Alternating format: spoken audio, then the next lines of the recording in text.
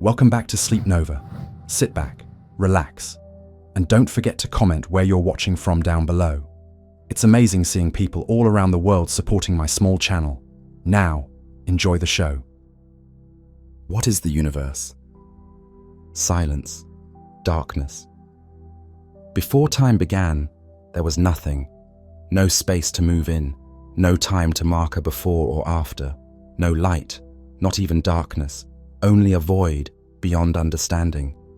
There was no where or when for anything to exist. It is nearly impossible to imagine a state of absolute nothingness, or perhaps a state where our familiar concepts mean nothing at all. And then, in an infinitesimal fraction of a moment, something changed. Out of the void, a point of infinite potential coalesced, a seed containing everything that would become the universe. Imagine everything and nothing, cradled together in a single point. No space around it, no time before it, only potential, waiting. Then, a moment that defies imagination. The point erupts. Not a burst into empty space, but an expansion of space itself. The fabric of reality unfurling. From smaller than an atom to cosmic proportions in a heartbeat, space-time inflates violently, doubling and redoubling in scale, faster than any light could ever travel. In absolute silence, the universe explodes into existence. But this explosion is more like the sudden stretching of a limitless fabric. Distances between any 2 points swell at a fantastic rate. In this initial breath of creation, chaos and order are one. All the energy that will ever exist is packed together and now rushing outward. The universe is born in that silent, searing instant. A foaming ocean of light and raw energy, brimming with possibilities. The newborn cosmos is a hot, glowing fog of energy. Space rushes outward faster than any light within it can catch, stretching and cooling as it grows. In that instant after creation, the temperature is so unimaginably high that matter as we know it cannot yet exist. There are not even atoms, only a shapeless fire. Forces that will later rule physics are entwined in a single unified superforce. But as the universe expands, this unity breaks. The forces separate into gravity, electromagnetism, and the strong and weak nuclear forces, each taking up its role. Amidst the searing glare, pure energy begins condensing into tiny particles. Like sparks freezing into snowflakes, ephemeral specks of matter flicker into being. Quarks, the small kernels of matter, pop out of the energy field and join in threes to become protons and neutrons. Electrons whirl into existence.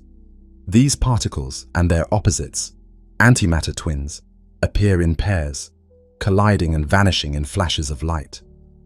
It is a wild, churning state of being, an unimaginable ballet of particles. For an instant, a proton might spring forth, only to meet its mirror opposite and vanish in a flash. This dance of creation and destruction fills every tiny fraction of space with constant activity, like popping foam on the crest of a wave. A frantic balance of creation and annihilation reigns, matter and antimatter wiping each other out as soon as they form. Yet by a quirk of fate, a slight excess of matter survives this mutual destruction. Out of countless annihilations, only a tiny fraction of matter remains, without being cancelled out by antimatter. Those lonely survivors will eventually form all the galaxies, stars, and planets we know. Within the first fleeting minutes of its existence, the universe cools just enough for some of the protons and neutrons to stick together. They fuse and form the nuclei of the simplest elements. Hydrogen is born in abundance, and helium as well, along with a trace of lithium. The young universe is now a blazing plasma, a fireball of bright, ionized gas filled with a haze of electrons, protons, and helium nuclei. Light exists in plenty. Photons stream everywhere, but the universe is still opaque, like the inside of a star, because those free electrons keep scattering the light. Photons bounce from particle to particle, unable to travel freely. The cosmos glows brilliantly, but like an eternal fog-bound sunrise, light trapped in a dense mist. If there were eyes to see, they would witness brightness everywhere, but no clear forms, only a uniform radiance.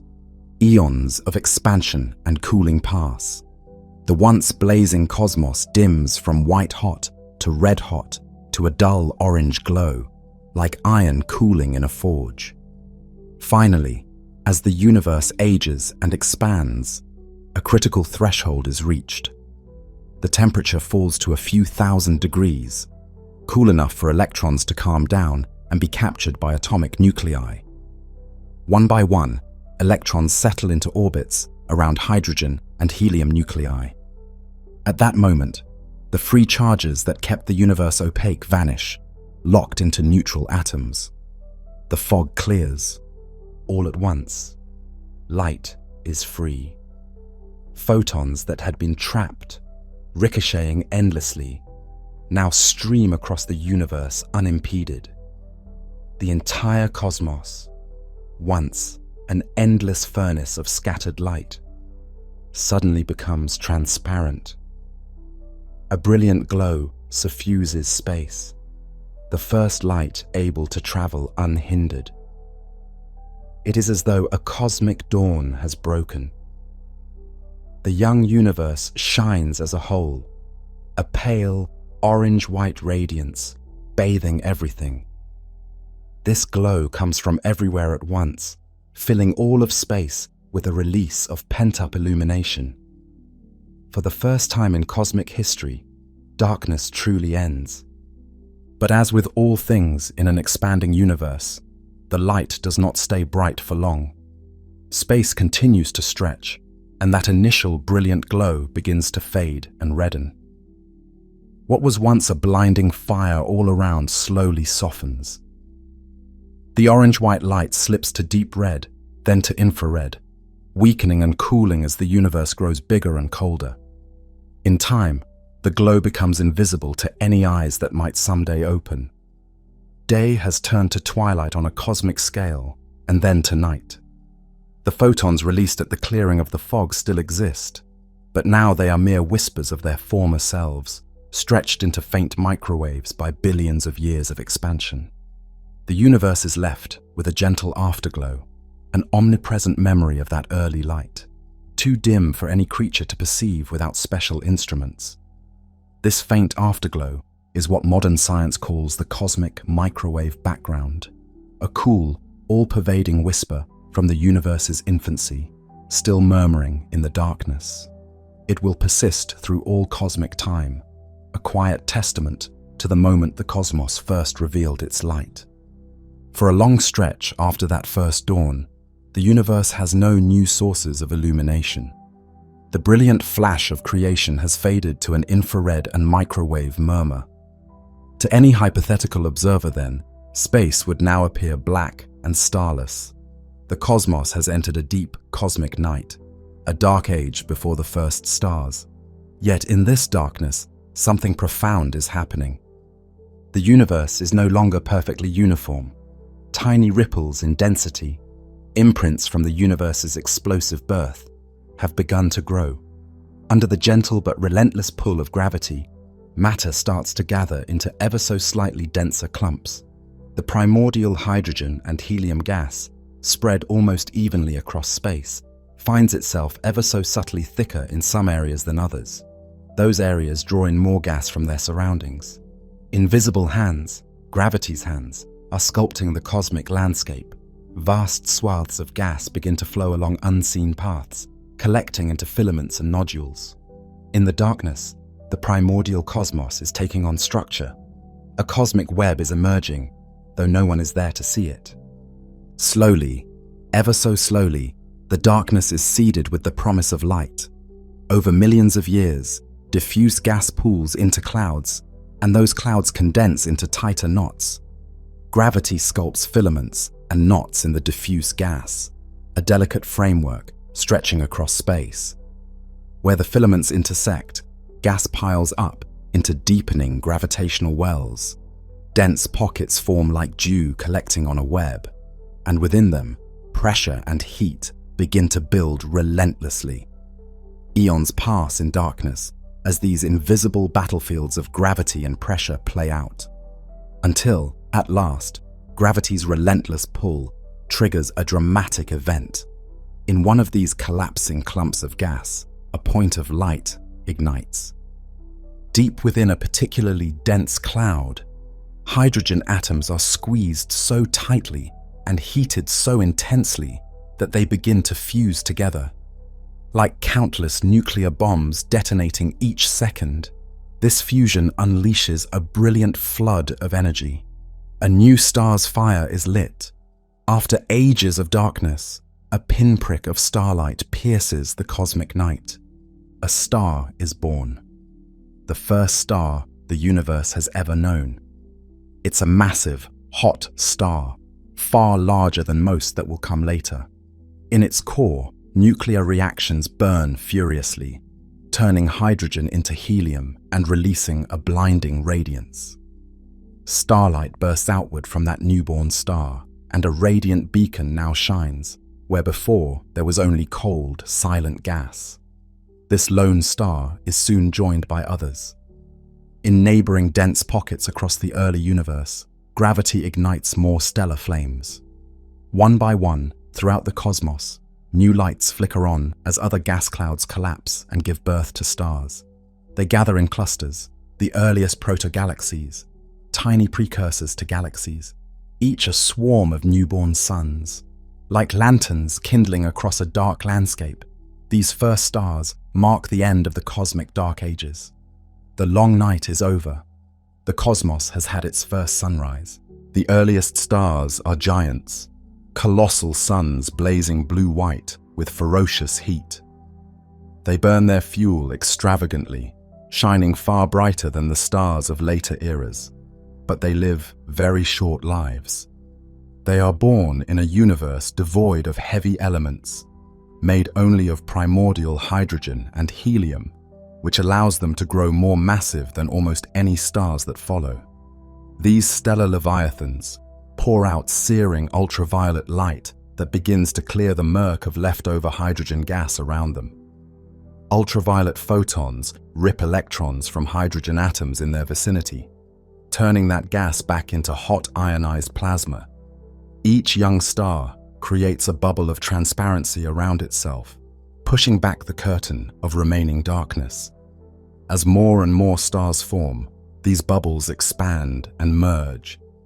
Gradually, the flood of starlight rayonizes the cosmos, banishing the primordial gloom and making space transparent even to the fiercest ultraviolet rays. The universe, once a cold void, is now studded with brilliant fires. The lives of these first stars, though luminous, are tragically brief. In mere millions of years, a blink by cosmic standards, they exhaust their fuel. Inevitably, one by one, they begin to die. As a massive primordial star nears its end, its core can no longer sustain the fusion that holds up its great weight. With the fuel spent, there's no longer outward pressure to balance gravity's inward pull.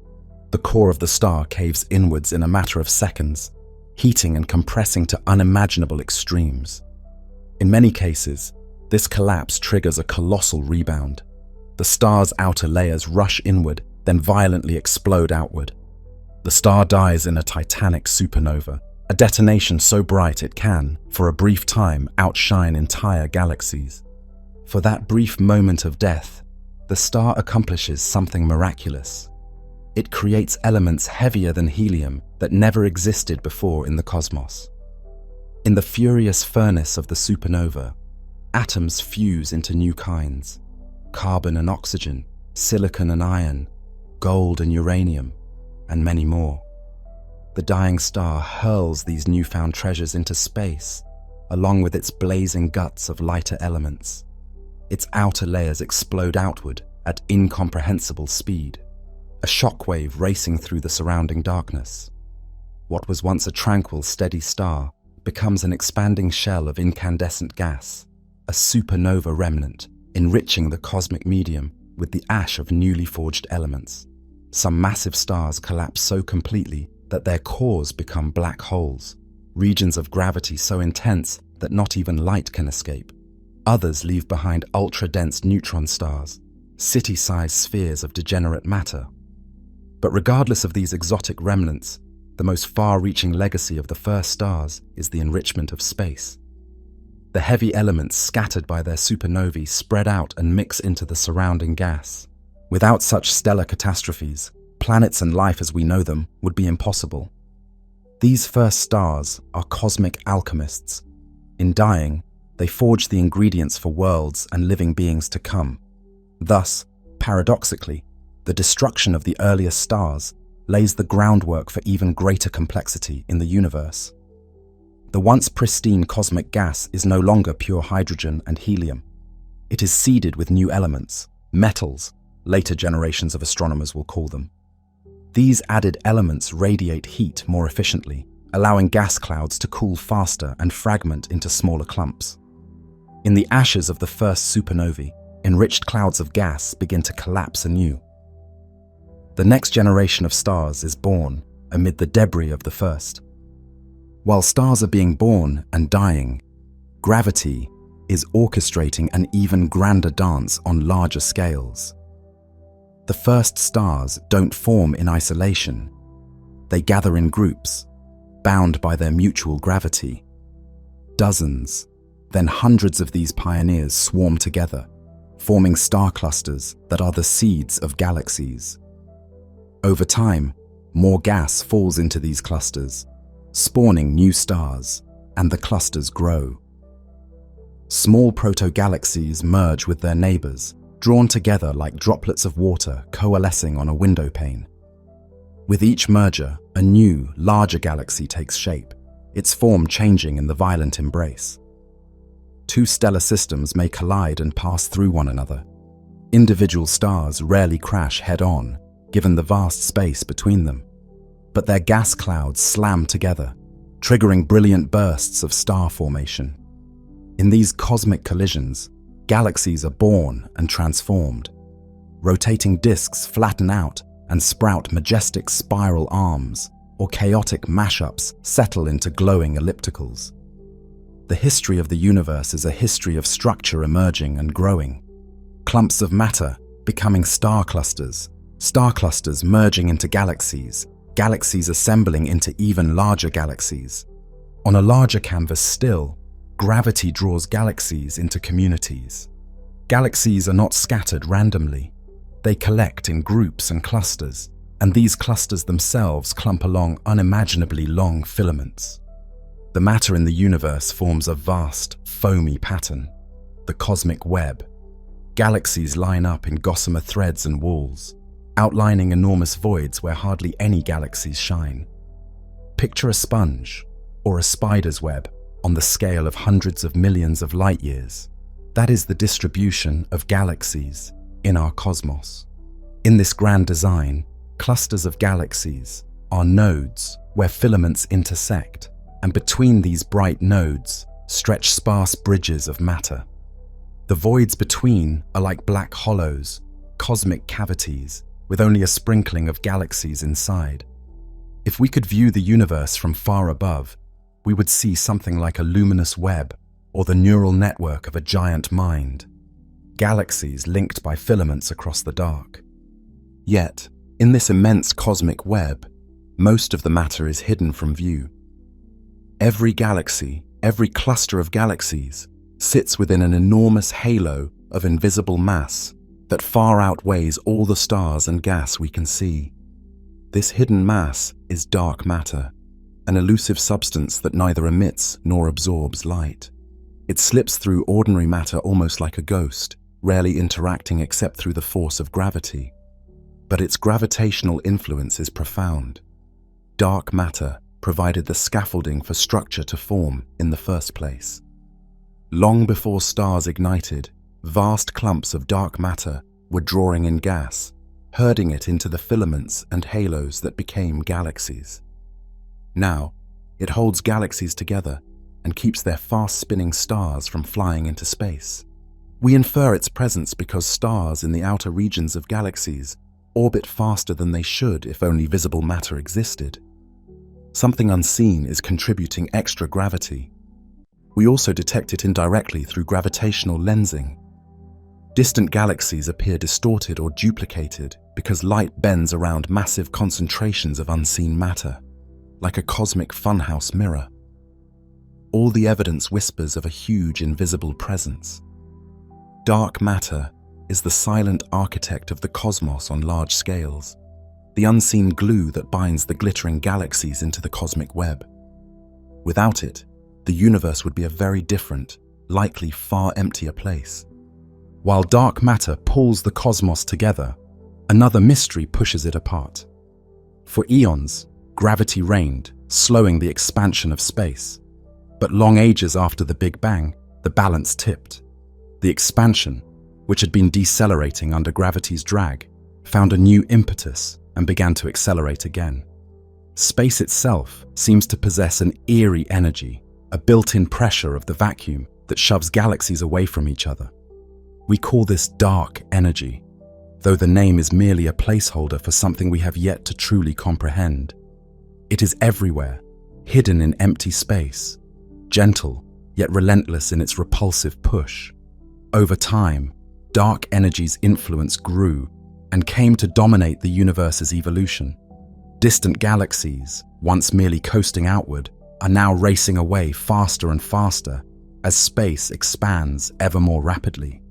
The cosmic web is being stretched thin. The majestic clustering of matter is now facing a counterforce that, given enough time, will carry even the largest structures apart. In the end, dark energy promises that the universe will not remain as it is. It will rush onward, faster and faster, into a future of its own making. Now step back and consider the journey so far. A blazing birth, expansion, the formation of structure, stars flaring into existence and dying in glory. Underlying it all is an irreversible flow, the arrow of time. Why does time move ever forward, never backward? Because the universe progresses from order to disorder, from a smooth beginning to an ever more complex yet increasingly disordered state. The early cosmos was hot, dense, and astonishingly uniform. Despite its ferocious energy, in some sense it was simple and low in entropy, highly ordered. Over time, contrasts emerged, structure formed, and energy spread out. Entropy, the measure of disorder, has been steadily increasing. This one-way increase of entropy is the script that time follows. It's why stars exhaust their fuel and burn out instead of refueling and burning backward. It's why glass shatters and never unshatters. Why we grow older and never younger. The universe's expansion and the gradual winding down of energy distributions set a direction to time like an arrow fired from a bow. Every supernova scattering star stuff into space, every photon streaming into the night, and every galaxy carried farther apart by expansion. Each event is one more tick of time's arrow, an irreversible step from what was to what is to what will be. The past is fixed behind us, the future unknown ahead. And yet, within this grand drift toward disorder, something remarkable has happened. Complexity has blossomed. The same laws that mandate increasing entropy also allow local pockets where entropy decreases, as long as greater disorder is produced elsewhere. In the aftermath of the first star's deaths, enriched clouds of gas could cool and fragment more efficiently, giving rise to intricate star systems with planets and moons. Out of these materials, on at least one small world in the vast darkness, atoms began to assemble into elaborate structures that could grow and replicate. Against the backdrop of a cooling, expanding universe rushing towards simplicity, complexity took root. There arose molecules that could copy themselves, tiny flickers of order sustained by feeding on sunlight and the warm chemistry of oceans. Life had begun. In warm little ponds, or perhaps around undersea hot springs on that young world, the first living cells emerged, microscopic, membrane-bound droplets carrying out primitive chemistry. These were the humble ancestors of all future life, utterly simple, and yet already striving and evolving, sustained by the energy of their parent star. From simple single cells, life on that blue world grew more intricate with time. Some microbes learned to harness sunlight. New oxygen flooded the skies and transformed the planet. Single cells joined together, forming multicellular beings. Life swarmed in the seas and eventually crept onto the barren land. There were times of exuberant diversification and times of mass extinction, but some living threads always survived to continue the story. In due time, after billions of generations of subtle improvements, sensing, thinking, creatures emerged. Beings with eyes to see and minds to wonder now walked under the stars. Out of molecules that once danced aimlessly in primordial oceans, consciousness sparked into existence. With that, the universe, in a small corner of itself, became aware. Through these curious beings, matter gained the ability to reflect on itself, to feel awe at the sky above, to seek meaning in the stars. The cosmos, which began in unconscious darkness, now had eyes to behold its light and ask its own nature. From the moment those beings gained the spark of awareness, the stars called out to their curiosity. Early on, around primal campfires, they crafted stories about the sky, a great domed tapestry of lights set there by gods or ancestral spirits. The sun and moon became characters in their myths, and the glowing band of stars overhead was seen as a river of milk or the pathway of souls. They had no idea what those points of light truly were, yet the mystery itself captivated them. Over many generations, their questions only grew deeper. They learned to track the wandering planets, to predict eclipses and the changing seasons. Curiosity begat observation, and observation begat science. They built tools, first simple charts and astrolabes, later telescopes that could magnify the heavens, and spectroscopes to break starlight into rainbows. With each step, the cosmos revealed more of itself. The morning star in the dawn sky proved to be a world like their own. Fuzzy patches of light in the dark turned out to be entire galaxies. Bit by bit, these descendants of the primordial life began to piece together the tale of the universe. They uncovered the age of rocks and the sun, learned the language of mathematics and light, discovering that simple equations could predict the motions of planets and the behavior of energy. They saw farther in space and time than eyes alone ever could, out to distant galaxies and back to the universe's fiery birth. In modern times, humanity has catalogued galaxies billions of light years away and detected whispering signals left over from the birth of the cosmos. In doing so, we found that reality is grander than any myth our ancestors once imagined. Having come this far, these curious beings begin to ask grand new questions. They measure the sky with their instruments and ponder what they find. They wonder, is our universe the only one, or just one chapter in an endless library of universes? What lies beyond the edge of what we can see? Does space go on forever, or does it curve back on itself like a gigantic sphere? If one could travel in a straight line through space indefinitely, would one loop around and end up back where one started, or simply wander endlessly into eternity? Imagine setting off in a spaceship, never turning, never stopping. Would you travel onward forever, passing galaxy after galaxy without end? Or after unimaginable distances, might you find yourself back where you began, arriving from behind as space curves in a great cosmic loop? Thus far, the universe reveals no edge, no sign that our cosmic ocean ends or that space wraps around. As best we can tell, space is either truly infinite or so vast and uncurved that it might as well be. Our observable universe is bounded only by the distance light has traveled since the beginning, not by any physical border. The horizon we see is not a wall, only the limit of vision. There is almost certainly more beyond, forever out of reach. Perhaps far beyond our sight, other regions exist, too distant for their light to ever reach us. They could be fundamentally similar to our observable universe, with galaxies and stars, or perhaps different in ways we cannot imagine. In either case, the part of the universe we can see may be only a tiny patch in a vastly larger cosmos, possibly an infinite expanse. Some thinkers even imagine that our Big Bang was not unique. Perhaps it was one bubble in a foam of countless Big Bangs. Maybe new universes sprout like fireflies in the night, little pocket realities that explode into being, each with its own space, time, and laws of physics. In this scenario, called the multiverse, our universe might be just one bubble among an endless sea of others frothing into existence in a timeless cosmic ocean. In one universe, gravity might be a bit stronger. In another, stars might never form at all. Ours just happens to have the right conditions to birth galaxies and life. Or consider another idea. Every time a decision is made or a quantum event has multiple outcomes, perhaps reality splits, each possibility spawning its own universe.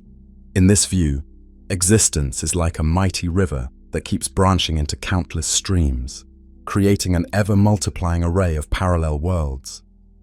These ideas are speculative, verging on the philosophical, perhaps forever beyond empirical reach. Yet they remind us that reality could be far grander and more varied than we know. What we see might be a mere spark in an endless fireworks display of universes. And what of our universe's own fate? Every story, it seems, has an end. Will the cosmos simply expand forever, growing ever colder and darker? Or will it end in fire and fury, or perhaps in a rebirth? Gazing into the far, far future, we can imagine a few possible finales for this grand cosmic drama. In one vision, the expansion never stops. The galaxies drift farther and farther apart, the stars within them burn out one by one, and no new lights replace them. The universe becomes an increasingly cold and lonely place. Trillions of years from now, the great galaxies that adorn the night sky today would be invisible to any future observer, sped so far away that their light no longer reaches us. Long after that, the stars within our own galaxy would age and die. The cosmos would be littered only with their corpses, white dwarfs, neutron stars, and black holes. Eventually, even those remnants will cease to shine or will wink out of existence. White dwarfs cooling to black holes slowly evaporating over mind-boggling timescales. All matter might decay into the subatomic and disperse. What remains is a thin, cold haze of particles and dilute radiation, expanding into endless nothingness. This is the fate known as heat death, the big freeze, a universe eternally dying, yet never quite dead, asymptotically approaching nothingness. If you were an immortal being drifting in that far future, you would see an empty darkness like no night ever known. Galaxies beyond your own would have vanished from sight eons earlier. You might roam an entire galaxy and not find a single living star, only cold embers, black dwarf cinders, neutron stars, and silent black holes lurking invisibly. The very atoms of your body and surroundings would be decaying, proton by proton, over unimaginable spans. It would be a silent, frigid expanse, with nothing to mark the passage of time except the gradual fading of whatever faint glow of warmth still clings to existence. It is a lonely, ghostly end, the cosmos as an eternal winter, quiet and still. In another vision, the opposite happens on the grandest scale. The expansion itself might one day rip everything apart. If the mysterious dark energy grows stronger with time, as some theories allow, it could eventually overwhelm every binding force. In the far future, galaxies wouldn't just drift apart, they would accelerate away at phenomenal speeds. Gravity would lose its grip even on individual galaxies. Stars would speed out of their orbits around the galactic center. Planets would fly off from stars. Ultimately, in the last moments, even atoms could be torn asunder, ripped apart by the expansion of space itself. Space would literally rupture. in a final catastrophic burst of all structures. The Big Rip, a cosmic dissolution of all order. Such an end would be as violent as it is swift. If you lived in a time approaching a Big Rip, you would witness a bizarre and terrifying sequence of events. Galaxies that once glimmered in the night would vanish, one after another, as the fabric of space carried them beyond your horizon. Then your own galaxy would stand alone in the darkness, all others gone. In the final weeks or days, that darkness would start to brighten strangely, not from new light, but because the stars of your galaxy itself are flinging outward past you, leaving you amid fewer and fewer neighbors. The night sky would grow increasingly black as stars stream away into the void. Then, perhaps only your star system remains. In the last minutes, planets might slip from their orbits. The moon might spiral away from its planet. In the final seconds, the planet itself could come apart beneath your feet, crust, oceans, and core flying off as space tears it loose. You too would not be spared. First, pulled apart into molecules, then atoms, then subatomic bits, until even those are ripped from one another. In a big rip, the cosmos unmakes itself violently, a swift and total disintegration where all of creation's threads are unraveled into nothing. There is also a more circular vision. Perhaps gravity will one day halt the expansion and draw everything back inward. In this scenario, the cosmos would reach a maximum size, and then, ever so slowly, begin to contract. Galaxies would start to converge. Distant clusters would grow larger in the sky as they come hurtling closer. Over unimaginable spans of time, all matter and space would crunch back together. The universe that began in a bang of creation could end in a crunch of destruction, a big crunch, where space collapses into a hot, dense state once more. Some speculate this could even lead to a bounce, to a new Big Bang born from the old universe's ashes, making the cosmic story cyclical, an infinite series of expansions and contractions. If the cosmos were destined for a big crunch, the far future would grow brilliant and hot instead of cold and dark. Imagine billions upon billions of years hence. The expansion has not only stopped, but reversed. Galaxies begin rushing together. The night sky, now dark in our era because of immense distances, would start to brighten as more galaxies crowd into view. Thousands, then millions of galaxies, shining with the light of their trillions of stars, would fill the heavens. As time goes on, these galaxies would collide and merge, and the sky would blaze with the light of star formation everywhere. The cosmic background glow that is now a cold, faint microwave whisper would heat up to a warm glow, then to a furious glare, as all light becomes compressed in the shrinking universe. Eventually, all galaxies would coalesce into a single, all-encompassing fireball. In its final moments, everything, every atom, every star, every black hole would crash together. The universe would become an unimaginably hot, dense point once again. It would be as if the universe was rewinding to its beginning. The final heartbeat of this cosmos might echo the first, ending in a silent, searing singularity. Perhaps, as some hope, that final collapse could be a rebirth, an implosion that triggers a new explosion, a new Big Bang, with a new universe emerging phoenix-like from the old. Or perhaps it truly would be the end. A brilliant flash of everything, then absolute silence. No one yet knows which fate awaits our universe. Endless expansion and freezing, a violent ripping apart, a grand collapse and potential rebirth, or some other end we have yet to imagine.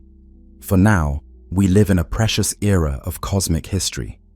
Enough time has passed since the beginning for galaxies, stars, planets, and life to have formed, but expansion has not yet accelerated, so much as to plunge everything into darkness. We exist during the cosmic midday, when the sky is rich with galaxies and the afterglow of creation still faintly lingers all around us. We can study the cosmos in this fortunate time and piece together its past, glimpse its possible futures, and marvel that we are here, alive and aware, witnessing the universe in its splendor. In our quest to understand reality, we have discovered that the familiar is not what it seems. Deep down, matter is not solid, and empty space is not truly empty. Everything is made of underlying fields, not tangible particles. One can imagine these fields as the hidden instruments of a grand cosmic symphony, each particle a fleeting note arising from the vibrational mode of a field. The vacuum of space is more like a silent stage filled with the potential for music. What appears empty is in fact a medium filled with invisible fields, electric fields, magnetic fields, gravitational fields, and more, that permeate all of existence. A particle is really a localized ripple in these fields, a little wave carrying energy.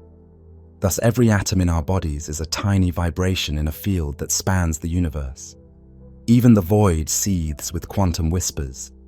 Virtual particles flit in and out of existence, a restless sea of possibility beneath the veneer of nothingness. The closer we examine reality, the more it dissolves into a mesh of energy and information, a phantom dance of fields and probabilities. Space and time, too, have revealed their intimate strangeness. They are not rigid, separate backdrops to events, but a unified, flexible fabric, space-time, that can bend, stretch, and wrinkle. Mass and energy warp this fabric. A massive body like the Earth or the Sun creates a dimple in space-time around it, causing passing objects or beams of light to curve as they go by. Time itself can slow down or speed up depending on conditions. A clock on a speeding spacecraft ticks more slowly relative to one at rest. A second near a black hole can last longer than a second far from it. If you were to hover near the edge of a black hole's gravity, you would experience time passing normally for you, but an outside observer might see your movements stretched and slowed enormously. Space and time are malleable. When massive stars dance and merge in the depths of space, they send faint tremors through the fabric of space-time, gravitational waves that ripple outward like the surface of a pond disturbed by a stone. We have learned to hear these whispers of space-time. In giant detectors on Earth, we've caught the subtle stretching and squashing of space itself as black holes in distant galaxies collided and made the very planet quiver by less than the width of an atom. Reality, it turns out, is far more fluid and surprising than our everyday senses suggest. And through it all, filling the backdrop of the cosmos, is that gentle glow from the beginning of time. Once a brilliant flash of newborn light, now stretched to a cool whisper, it bathes the entire universe. It is a cool remnant of the fireball era, a billboard in the sky quietly proclaiming our origins. We are immersed in this ancient light at every moment, warmed imperceptibly by photons that have been traveling for nearly the universe's entire lifetime. The past is never fully gone. It surrounds us, humming softly just beyond our vision. Even in the stillness of a moonless midnight, with the stars glittering overhead, the air around us carries the faint whisper of the Big Bang. Here, on this tiny blue world, orbiting an unremarkable star in the outskirts of an ordinary galaxy, the universe has opened its eyes. We find ourselves alive, aware, and filled with questions inside a cosmos so vast and ancient that our minds strain to grasp it. We feel small beneath the sprawl of stars overhead, yet we are intimately connected to them. The very substance of our bodies was forged in stellar furnaces and spread through space by stellar deaths. The calcium in our bones was forged in the belly of a supernova and cast into the galaxy before condensing into the world that would one day become our home and finding its way into our bodies. The iron in our blood once dwelt in the core of a massive star long ago. It rode the shock wave of that star's explosion, floated through interstellar space, and eventually became part of the dust and rocks that built this planet. The carbon in our DNA was cooked in the hearts of dying stars and released into the galaxy, wandering for eons until incorporated into the cells of our ancient ancestors, and now into us. Every atom in your body has traveled through time and space to be part of you. When we say we are made of stardust, it is the literal truth. We are made of this cosmos. We are built from its history. We are a way for stardust to contemplate the stars, for the cosmos to know itself. With our minds awakened, we have peeled back layers of time and space, determined to understand our origins. We have found that the universe is even more majestic and mysterious than those early sky watchers around the fire could have imagined. We have sent probes to other worlds and seen our planet from afar, a pale blue dot suspended in darkness, realizing how small and precious our home is. We have built great observatories that collect the ancient light from the beginning of time, and particle accelerators that recreate conditions just after the Big Bang. Every question we answer leads to deeper questions, but each discovery brings us a bit closer to the truth of our origins. Through science and art, through myth and mathematics, we continually translate the cosmos into terms we can understand. We create music and poetry inspired by the stars, and equations and theories to explain them, all in an effort to express the inexpressible. In doing so, the universe is writing its story through us. Our art, our science, our curiosity and creativity, they are the universe's way of reflecting on itself. What is the universe? It is an unfinished story, both out in the heavens and within our own minds. It's the totality of all that is, matter and energy, space and time, and also the emergent experiences those give rise to, like beauty and love and curiosity. It is every galaxy that twirls, every star that shines, every life that lives. It's the roar of the Big Bang and the quiet whisper of a human heart pondering the cosmos late at night. It is, in a sense, the universe asking itself what it is. We, tiny motes of consciousness on a small planet, carry the torch of this grand story forward. We are the narrators and also characters in the cosmic epic. In seeking to find our place in it, we find that we are it. We are not separate from the universe at all, but an inseparable part of its unfolding. The universe is inside us, made of us, as much as we are inside the universe. Its story is our story. In the end, the universe is a grand cosmic symphony, and we are a brief but vital motif within it, yet integral to its music. As we live and love, explore and create, we add our own notes to this ongoing composition. The music began long before we arrived, and will continue long after we are gone. But for this fleeting moment, we can listen to it, we can marvel at it, and we can even play our part. Through our ears, the universe listens to its own harmony. Through our eyes, it gazes upon its own magnificence. Through us, the universe feels wonder. As we gaze into the darkness sprinkled with ancient light, we cannot help but feel a profound connection. The atoms of our bodies were born in stars. Our thoughts are shaped by laws that govern galaxies. We are the universe, awake, curious, and able to ponder itself. In our brief lives, in our questions and dreams, the cosmos achieves a form of self-awareness. The story of the universe is still unfolding, and we are chapters in its narrative, co-authors of its next verse. So, what is the universe? It is more than a collection of galaxies and particles and physical laws. It is an experience, an ongoing, mysterious experience that includes the rise of conscious beings who can ask that very question. It is the primordial darkness and the burst of light. It is the weaver of space and time and the tapestry woven. It is the question and the desire to understand. It's the infinity that birthed us and that we now reach for in our thoughts.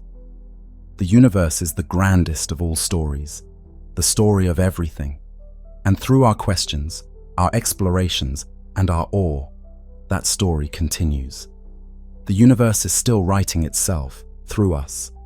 Each of us, with our wonder and our creativity, is a means for the cosmos to know itself and to continue its epic. In the final reckoning, the most beautiful creation of the universe may not be a star or a galaxy, but the very capacity to appreciate its wonders. We are the universe's way of marveling at its own majesty. And as long as there are beings to look up at the sky and feel awe, the universe's story will never truly end. The sun rises in silence, but its presence is a chorus that has echoed through every age of life on Earth. Every morning, its gentle light spills over the horizon and washes the world in gold. In that light lies an ancient promise: warmth to nourish the living, energy to spark the green fuse of plants, and comfort to chase away the chill of night. For as long as creatures have walked under the sky, they have felt the sun's touch and known instinctively that this brilliant star is the giver of life. Yet the sun is more than a kindly nurturer. It is a colossal power, a raging sphere of fire suspended in the darkness of space. From across the cosmic void, it seems tame, a perfect golden disk that rises and sets with reliable grace. But up close, it is wild and untamable, a seething ocean of plasma and magnetic fury. It holds Earth in its grasp, guiding the dance of days and seasons, and it could, in an instant of cosmic anger, scorch our world lifeless. The same sun that gently warms our faces can also unleash deadly radiation and storms of charged particles.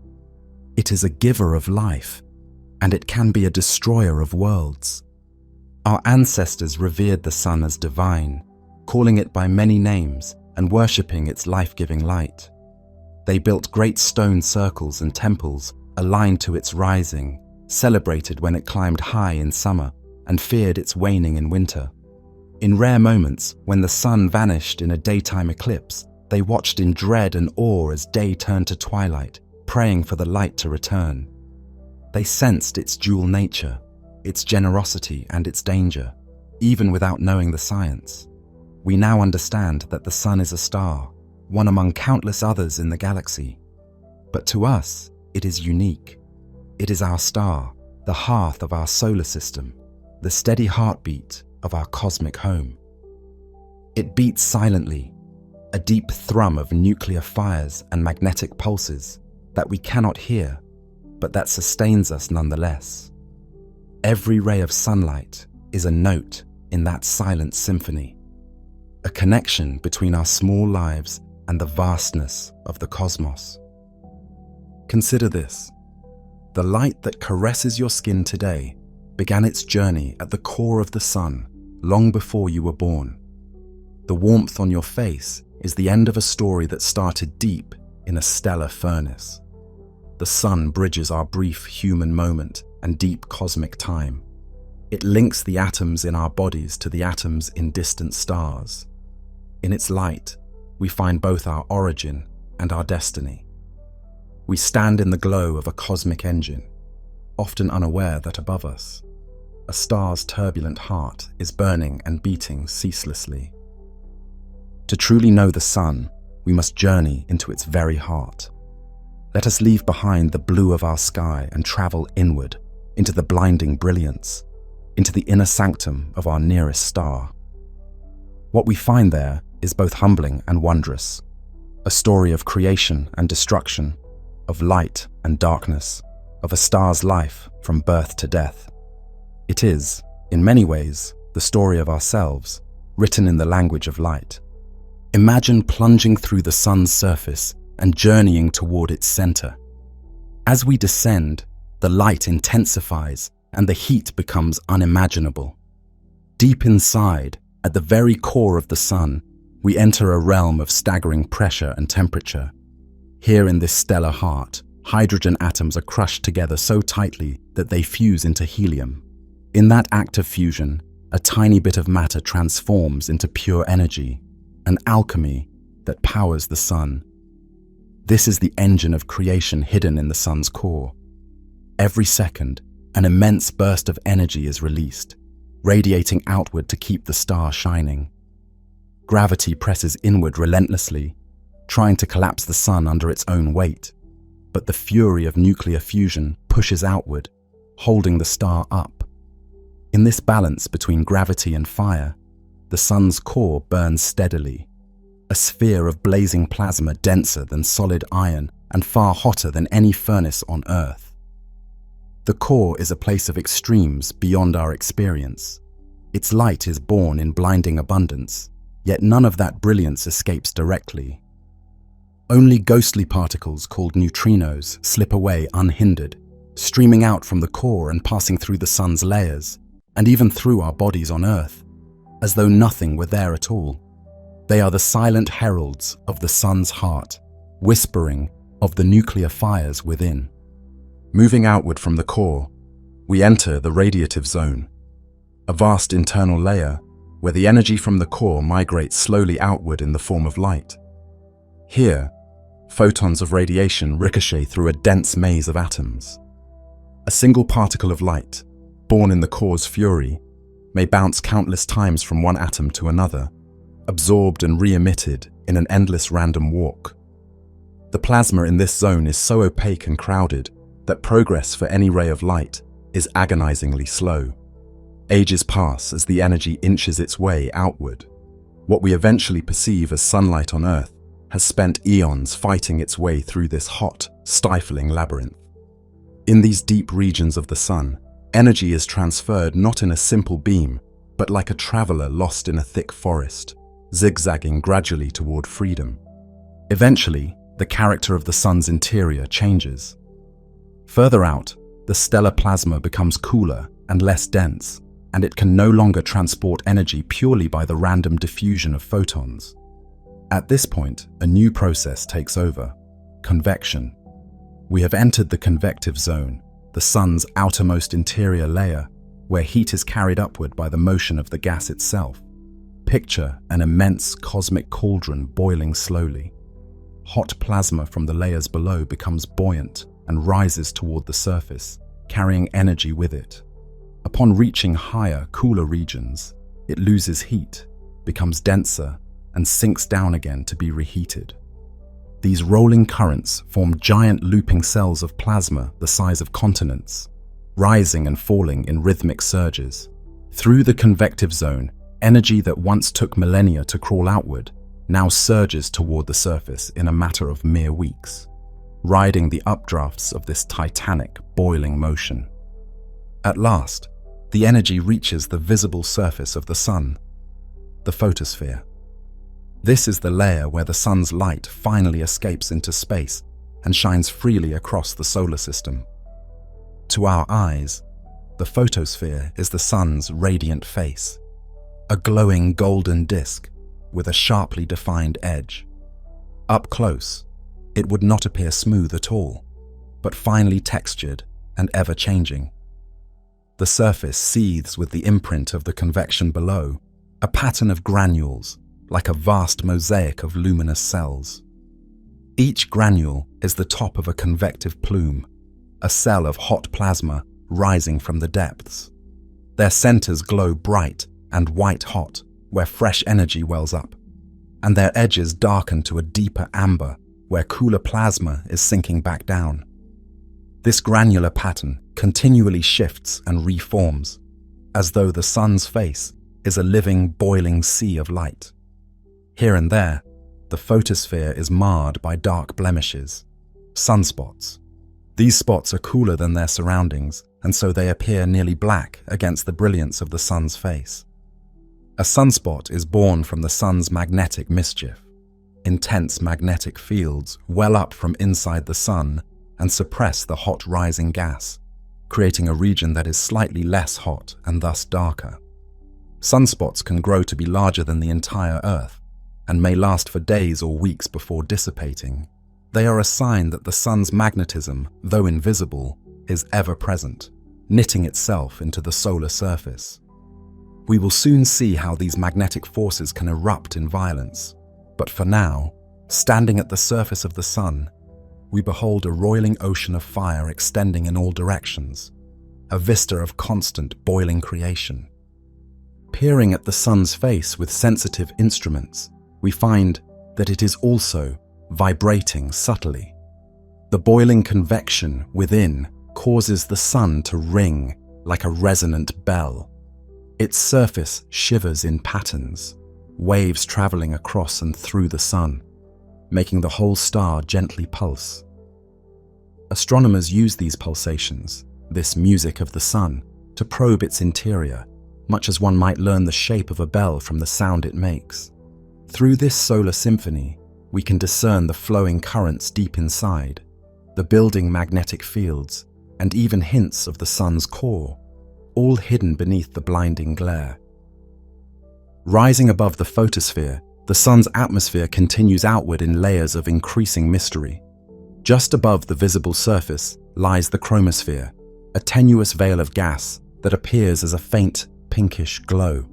Here, the temperature, which had cooled at the photosphere, begins to climb once more. The chromosphere is like the sun's shimmering halo, visible clearly only when the bright photosphere is hidden during a solar eclipse. In those rare moments, it can be seen as a thin rim of ruby light encircling the moon's silhouette. Within the chromosphere, slender jets of plasma, called spicules, continually shoot upward, each one ephemeral and short-lived, lasting only minutes before falling back. The chromosphere is a restless transitional zone, a place where the fury from below meets the stillness of space above, and the solar atmosphere prepares for an abrupt and profound change. Above the chromosphere lies the sun's crown, the corona. Faint and otherworldly, the corona is a vast halo of pearly light that surrounds the sun and stretches far into space. It is breathtakingly beautiful and enigmatic, revealed to human eyes only during a total solar eclipse, or through specialized telescopes that block the sun's glare. In those brief eclipse moments, when daytime twilight descends and the moon hides the sun's brilliance, the corona appears as a pale, white aura, etched with luminous streamers and delicate filaments extending in all directions. But the corona is not merely a spectacle of light. It is a furnace in its own right, one far hotter than the sun's surface below. While the sun's photosphere is blisteringly hot, the corona above is unimaginably hotter, a puzzling reversal of what one might intuitively expect. In this outermost layer, the sun's magnetic field rules supreme, shaping the thin gases into graceful loops and arching structures. Great magnetic arches rise high above the sun, filled with incandescent plasma that traces the invisible lines of force. The corona is incredibly thin, its particles so sparse that if you were standing in it, shielded somehow from the heat, you might not even notice the few atoms brushing by. And yet, despite its tenuousness, the corona possesses immense energy and reaches temperatures of such magnitude that scientific instruments must strain to record them. Why does the corona burn so fiercely? It remains one of the sun's lingering mysteries. Perhaps the sun's tangled magnetic fields thrash and snap, heating the gas in a myriad of tiny explosions, or waves of energy ripple outward from the sun's surface, dumping heat into the corona. Whatever the cause, the sun's crown glows with an ethereal fire that science is still striving to fully understand, a reminder that even our well-known star holds secrets at its heights. At the edge of the corona, the sun begins to fade into the darkness of space. There is no sharp boundary where the star ends. Its atmosphere simply thins into the void. Here, the corona gives birth to the solar wind, a ceaseless stream of charged particles, electrons and protons, that flows outward in all directions. The sun, in effect, is always breathing out. Its breath is the solar wind, and it carries a piece of the sun's essence out to the farthest planets and beyond. The gravity that so overwhelmingly confines the core cannot hold these fast, lightweight particles of the corona. They race outward along open magnetic lines, escaping the sun's grip. The solar wind is, in a sense, the sun's extended atmosphere flowing freely into space, filling the solar system like an invisible, ever-expanding bubble. We have now traveled from the sun's core, where matter becomes energy, to the wispy fringes of its corona, where the star dissolves into the broader cosmos. In this journey, we have witnessed the anatomy of a star, its layered realms, each with its own wonders. We have seen the ferocious furnace at its center, the slow upward struggle of light, the boiling convection that brings energy to the surface, the radiant face shining into space, and the crown of fire that reaches beyond the sun itself. Yet the sun is far from a static ball of gas. It is dynamic and alive, its surfaces and atmosphere writhing with magnetic fields and sudden eruptions. To truly understand our star, we must explore these invisible forces that bind and sometimes unravel the sun's material. We must watch as the sun's calm radiance is punctuated by storms, blazing flares, erupting prominences, and billowing clouds of plasma that can span millions of miles. It is time to examine the sun's magnetic heart and the space weather it breathes into the solar system. Beneath the sun's bright face lies an unseen web of forces that drives its most dramatic behavior. The sun is a giant magnetic dynamo. As it spins on its axis and its plasma churns, it generates magnetic fields that thread through its interior and arch out into space. Imagine lines of unseen force looping out from the sun's depths, arcing high above the surface and diving back down. These magnetic field lines become twisted and tangled by the sun's constant turning and boiling. Where they burst through the surface, they drag up or suppress hot plasma, creating the dark sunspots we see freckling the photosphere. Every feature we observe on the sun, its spots, its flares, its glowing coronal loops, is shaped by magnetism.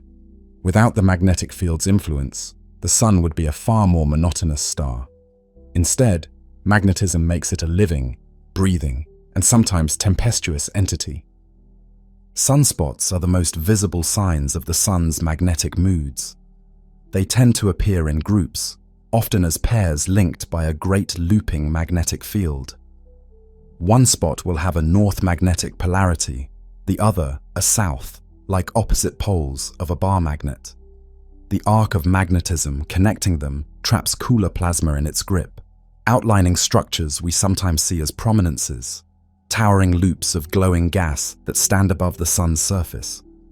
Sunspots grow and shrink as the magnetic fields beneath them strengthen or decay. Over days or weeks, a complex sunspot group may evolve. An enormous energy builds up in its tangled magnetic knots. There is a rhythm to these appearances. Roughly every decade or so, the sun swings from a time of few sunspots to a time of many, and back again.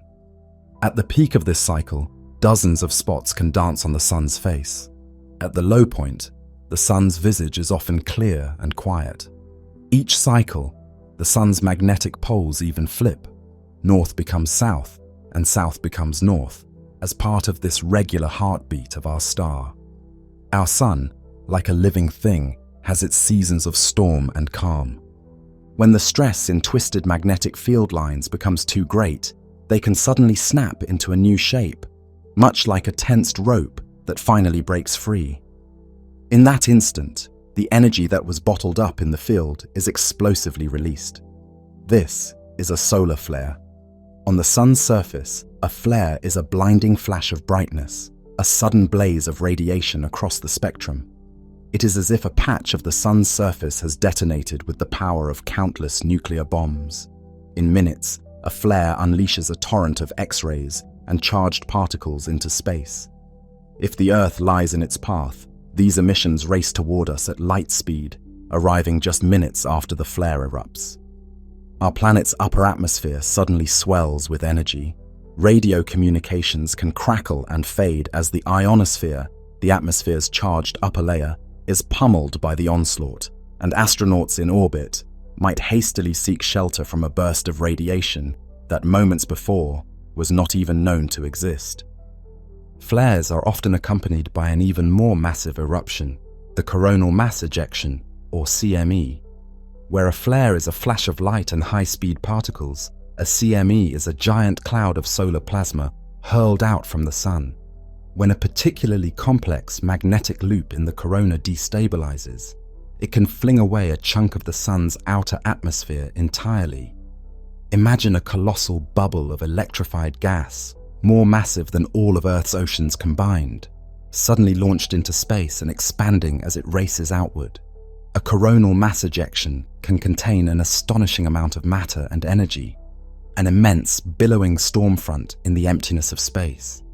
If one of these solar tsunamis is aimed toward Earth, we will know it soon enough.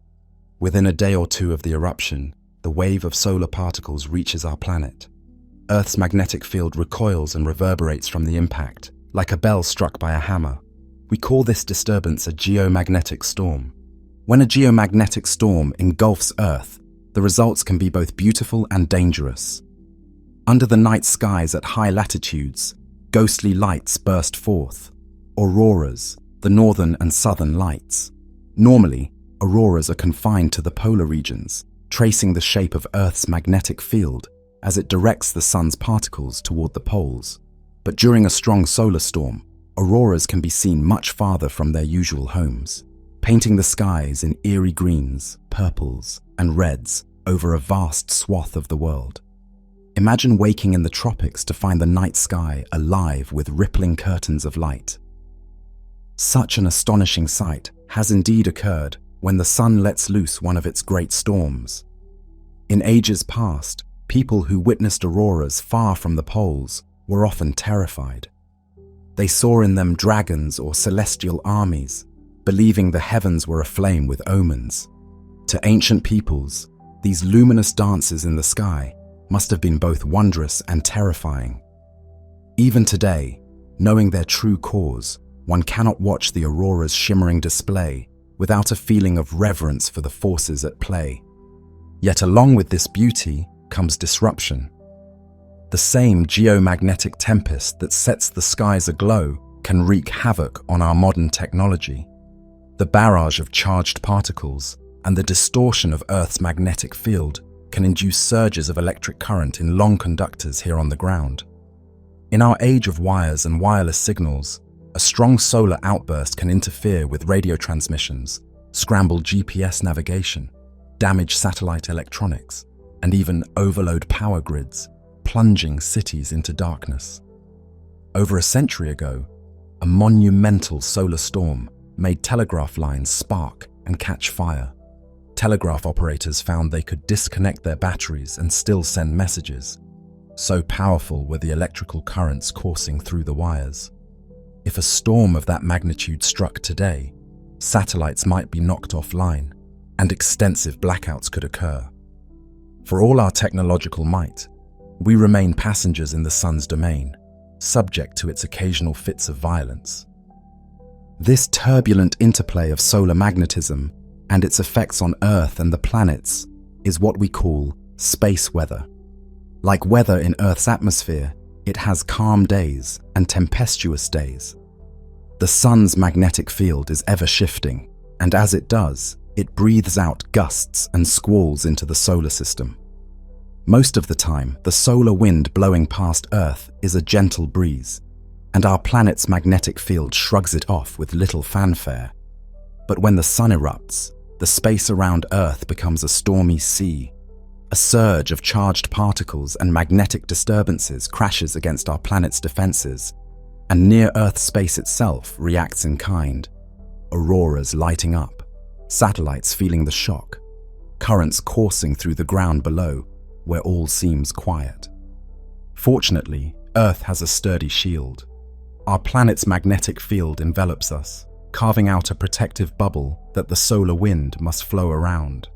This magnetosphere diverts most of the charged solar particles, allowing only a portion to funnel down toward the poles. In the clash of sun and Earth, The auroras are the glowing traces of our magnetic shield intercepting the solar storm, a testament to the protection it offers. Planets without a significant magnetic field, like Mars, have no such guard. Over eons, the sun's relentless particles stripped away much of Mars's atmosphere, leaving it a cold, arid world. In that fate, we see mirrored the dual nature of our sun, the gentle provider that sustained life on Earth, and the relentless force that can erode a planet's very sky. It nourished Earth with light and warmth, while its winds slowly wore Mars down. Magnetism is the hidden architect of the sun's behavior, from the steady cycle of sunspots to the wild drama of flares and auroras. Through it all, the sun continues to shine steadily in our sky, a reassuring beacon of day. But we have learned that beneath that steadiness is a flickering heart of magnetic energy. The sun's calm and its storms are two sides of the same coin, both born from the same stellar heartbeat. As humanity extends its reach into space and relies ever more on technology, studying and forecasting this space, weather becomes increasingly important. We now watch the sun with eyes open, tracing its spots and flares, listening for the whispers of its solar wind. We have even sent spacecraft to touch the sun's fringes, sampling its corona and feeling its magnetic embrace, all to better understand our star's moods. In the midst of these stellar tempests, it is easy to lose sight of the sun's most gentle and steadfast gift, the sunlight itself. Every day, countless photons leave the sun and stream across space, and some of those reach our world to illuminate the sky. Consider for a moment a single particle of light, a photon, born in the sun's core. It began as pure energy released by a fusion reaction in that dense, searing heart. For untold years, it fought its way through the sun's interior, scattering and dancing through the radiative maze, slowly migrating to the surface. At last, it broke free from the photosphere, joining the radiant tide of sunlight that floods out into the darkness. In that instant, it set out across the cosmic gulf at the ultimate speed, racing through the vacuum toward our small planet. After a brief voyage through the abyss of space, the photon pierces Earth's upper atmosphere. Perhaps it is dawn, and this tiny messenger of the day slips through a clear sky to reach a waiting leaf on a tree. The photon is absorbed, its energy triggering the chemistry of life, photosynthesis, helping a green leaf turn carbon dioxide and water into sugar. In that moment, a bit of the sun's energy, carried across the cold void by a single photon, becomes part of a living plant. Another photon falls upon a human face and is absorbed in the warm skin of someone standing under the morning sun.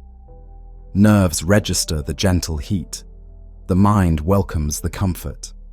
That warmth is a direct touch from our star, a tangible link between our flesh and the nuclear fires at the sun's heart. Every ray of daylight that we see, every soft beam reflected by the moon at night, began in the sun's core long ago. The sunshine that makes the petals of a flower glow, that draws a child's laughter on a bright afternoon, that dances on waves at dusk.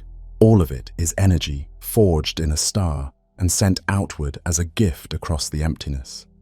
It is literally starlight. The light sustains the winds and rains of Earth's weather, drives the engines of life, and paints our world in color each sunrise and sunset. From the sun's perspective, these photons are a way it reaches into the darkness, touching worlds with its essence. From our perspective, they are life and time itself.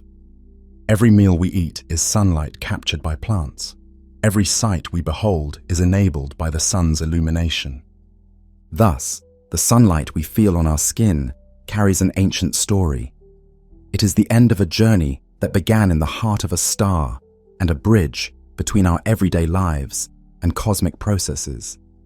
In that golden glow, the tumult of the sun's interior and the fury of its storms are gentled into a nurturing radiance that gives life rather than takes it. We are, in every sense, bathing in the light of a star. To stand in the sunshine is to be touched by the cosmos, to be warmed by a process that has been ongoing for eons. The next time you see dust motes dancing in a sunbeam or feel the sun's warmth on your face, remember that you are feeling the afterglow of a journey that spanned the depths of space and countless years, a journey from the core of a star to the core of your being. Beyond the orbit of Earth, the sun's influence continues in a quieter but no less significant form. The solar wind that billows out from the corona fills the solar system with a tenuous, invisible presence. Space is not truly empty. It is filled with the sun's breath. This stream of charged particles flows outward past all the planets, carrying with it a stretched-out imprint of the sun's magnetic field. It's as if the sun, through its wind, reaches out to touch each world in its orbit, linking them in a web of invisible threads. As the solar wind encounters each planet, the effects depend on whether the planet is protected by its own magnetic field or left exposed. We've seen how Earth's magnetic bubble deflects the wind, diverting the charged particles around us. Jupiter and the other giant planets have formidable magnetic fields that carve out even larger sanctuaries in the solar wind. When the solar wind presses against these magnetic bubbles, it sparks auroras at their poles too. Jupiter's polar skies glow with curtains of light far more intense than Earth's, and even Saturn wears ethereal rings of auroral light. On worlds like Mercury or our Moon, which have little or no magnetic shielding, the solar wind slams directly into the surface. It can embed particles in the soil and slowly sputter away atoms into space. Mars, with only patchy magnetic fields and a thin atmosphere, has its skies occasionally set aglow by diffuse auroras, a reminder that even without a strong magnetosphere, the solar wind still makes its presence known. Perhaps the most visually stunning evidence of the solar wind's reach is found in comets. When a comet from the frigid outer reaches of the solar system ventures close to the sun, it sprouts a luminous tail that always points away from the sun.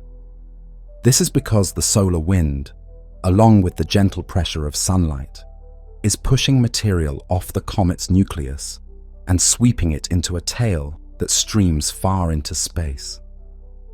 Every comet's tail is essentially a windsock, revealing the direction of the sun's breeze. In ancient times, people saw those mysterious comets with their glowing tails stretching across the sky, and perhaps sensed that the sun and the comet were interacting. Now we know it is the breath of the sun, gusting through space, that draws those ephemeral streaks. The solar wind is not a steady, featureless breeze. It has structure and gustiness. Fast streams of solar wind can overtake slower ones, creating turbulent regions out in the depths of space. Magnetic clouds and shock waves from solar eruptions course through the wind, eventually overtaking planets or other spacecraft that lie in their path. The wind also carries the sun's magnetic polarity outward. At times, Earth finds itself connected to the sun by magnetic field lines stretching across interplanetary space, allowing energetic particles from solar flares to spiral directly toward us. In this way, the solar wind is the medium that transmits the sun's influence throughout its domain, like a great cosmic ocean in which the planets sail. As our solar system journeys around the center of the Milky Way, it carries this protective bubble along. The sun, like a bee in a giant swarm, orbits the galactic core among billions of other stars. One lap around the galaxy takes an unimaginably long time. In the sun's long life so far, it has only managed a few dozen such circuits. On this grand voyage, our star drifts through changing cosmic neighborhoods. Sometimes the space around it is relatively empty. At other times it might encounter wisps of nebulae or the lingering echoes of ancient supernovae.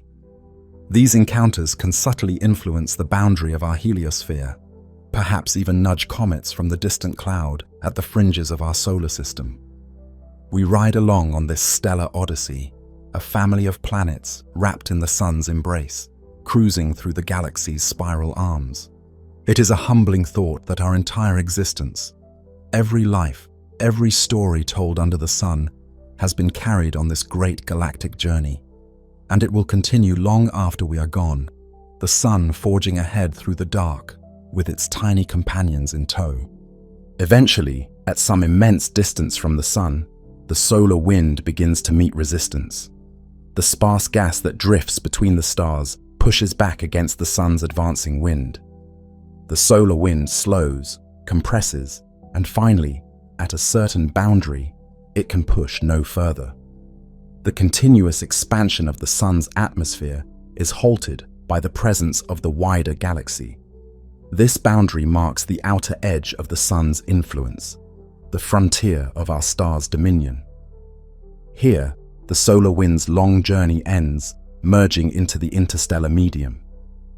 This invisible border defines a vast bubble around the sun, known as the heliosphere, a cocoon of solar particles and magnetic fields that envelops all the planets. To step outside that bubble is to enter truly interstellar space. For decades, the solar wind was only a theory, an idea to explain why comet tails always point away from the sun. It wasn't until humanity ventured into space with probes that we felt this wind firsthand. Our spacecraft have measured its particles and tasted its composition. Finally, after decades of journeying, a tiny spacecraft built by human hands passed through the boundary of the heliosphere and sailed into interstellar space, becoming the first emissary from Earth to enter the realm between the stars. It confirmed the existence of that distant frontier and carried with it a golden greeting from our world as it moved under the dim light of a sun now far behind. The sun's breath, it turns out, has a limit. Within that limit, within that bubble, the sun is Lord and life-giver. Every world we have ever known lies inside this protective sheath blown by our star. Now, standing at the edge of the heliosphere, we gaze outward and backward, outward to the realm of the galaxy beyond, and backward toward the sun at the center of its bubble. We can appreciate the true scale of our star's influence. The sun is not just a disk in our sky. It commands a vast region of space, sculpting it with light and wind. It has forged a safe haven in the galactic sea, a place where its family of planets resides. To understand the sun fully, we must also understand how stars like it are born and how they die. For our sun is one among billions, each with its own story of origin and fate.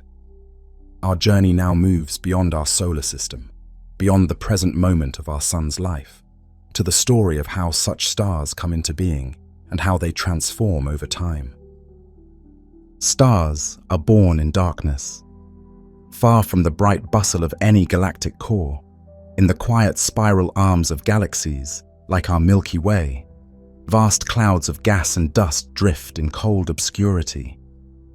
These are the stellar nurseries, enormous nebulae stretching across light years of space, rich in hydrogen and sprinkled with heavier elements forged in ancient supernovae. Within these great clouds, gravity works patiently and silently. A slight densification, perhaps triggered by the shockwave of a distant exploding star or the brushing encounter of two clouds, begins to draw matter toward its center. As the gas compresses, it heats up and starts to glow faintly. What was once invisible in the darkness becomes a warm ember hidden inside a cocoon of dust. This is the birth of a star, or rather, the first whisper of a star yet to be. As the cloud fragment collapses under its own weight, it often breaks into smaller pieces, each destined to form a star, or even a small cluster of stars. In each fragment, matter spirals inward, and as it falls, it begins to spin faster, like a twirling ice skater pulling in her arms. A flattened disk of gas and dust forms around the growing central mass, whirling like a carousel. At the center of each collapsing fragment, a protostar, a baby star, is taking shape. It is not yet a true star, for it has not begun nuclear fusion. but it shines with the heat of its gravitational contraction. We can imagine it as a glowing orb buried deep within a dusty womb. If we could pull back the veil of dust and look inside, we would see a scene both serene and violent. The protostar's surface roiling with convection, jets of gas erupting from its poles and piercing out into space, and the surrounding disk feeding material steadily onto the growing stellar infant. In these concealed cradles, many stars are often born together, siblings in a stellar brood. Some are destined to be massive and brilliant, others small and faint. For a brief time, the protostar continues to gather mass. The infalling gas rains down mostly onto the disk, which then funnels onto the star. The star grows, and the pressure and temperature at its center climb ever higher. When the core temperature at last soars to the threshold, where hydrogen atoms begin to fuse into helium, a profound transformation occurs. The protostar becomes a star. It is as if a switch is flipped in its core. The darkness inside ignites into light. The star begins to generate its own energy by the same nuclear process that powers our sun, and a new sun bursts into existence in that once dark place. With that first ignition of fusion, a stellar wind, much like the solar wind of our sun, often springs from the newborn star, and intense light from the hot young star pours into the surrounding space. These forces blow away the remaining shreds of the natal cloud, dispersing the cocoon that once hid the star. If the star is massive enough, its fierce radiation may carve fantastic shapes in the parent nebula, creating glowing cavities and pillars of dust that resist the onslaught for a time. Before long, what was once an opaque dark cloud becomes a cluster of shining new stars, its birth cloud eroded to wisps around them.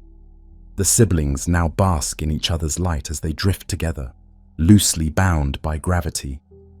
Our own sun was likely born in such a cluster of stars. It may have had many siblings forming alongside it in a long-vanished nebula, all of them cocooned together and then emerging into the galaxy's light. In that stellar nursery, the sun's siblings would have shone nearby, sharing a common region of space for a time. But over the ages, the cluster dispersed. Each star, including our sun, went its own way, moving through different orbits around the Milky Way. Today, the sun's sisters and brothers are scattered, indistinguishable from the other stars of the galaxy, though astronomers scanning the sky have identified a few stars with chemical fingerprints so similar to the sun's that they might be long-lost solar siblings. In the collapse of a nebula and the birth of a star, we see nature's cycle of creation at work. The gas and dust that form new stars carry the ashes of previous generations, the carbon that will someday course through the veins of living creatures, the oxygen that will fill their lungs, the silicon that will form rocky worlds. All these atoms were fused in stars that lived and died before our sun was born, then mixed into the clouds from which new stars arise. Each generation of stars enriches the galaxy further, seeding the raw material for planets and life.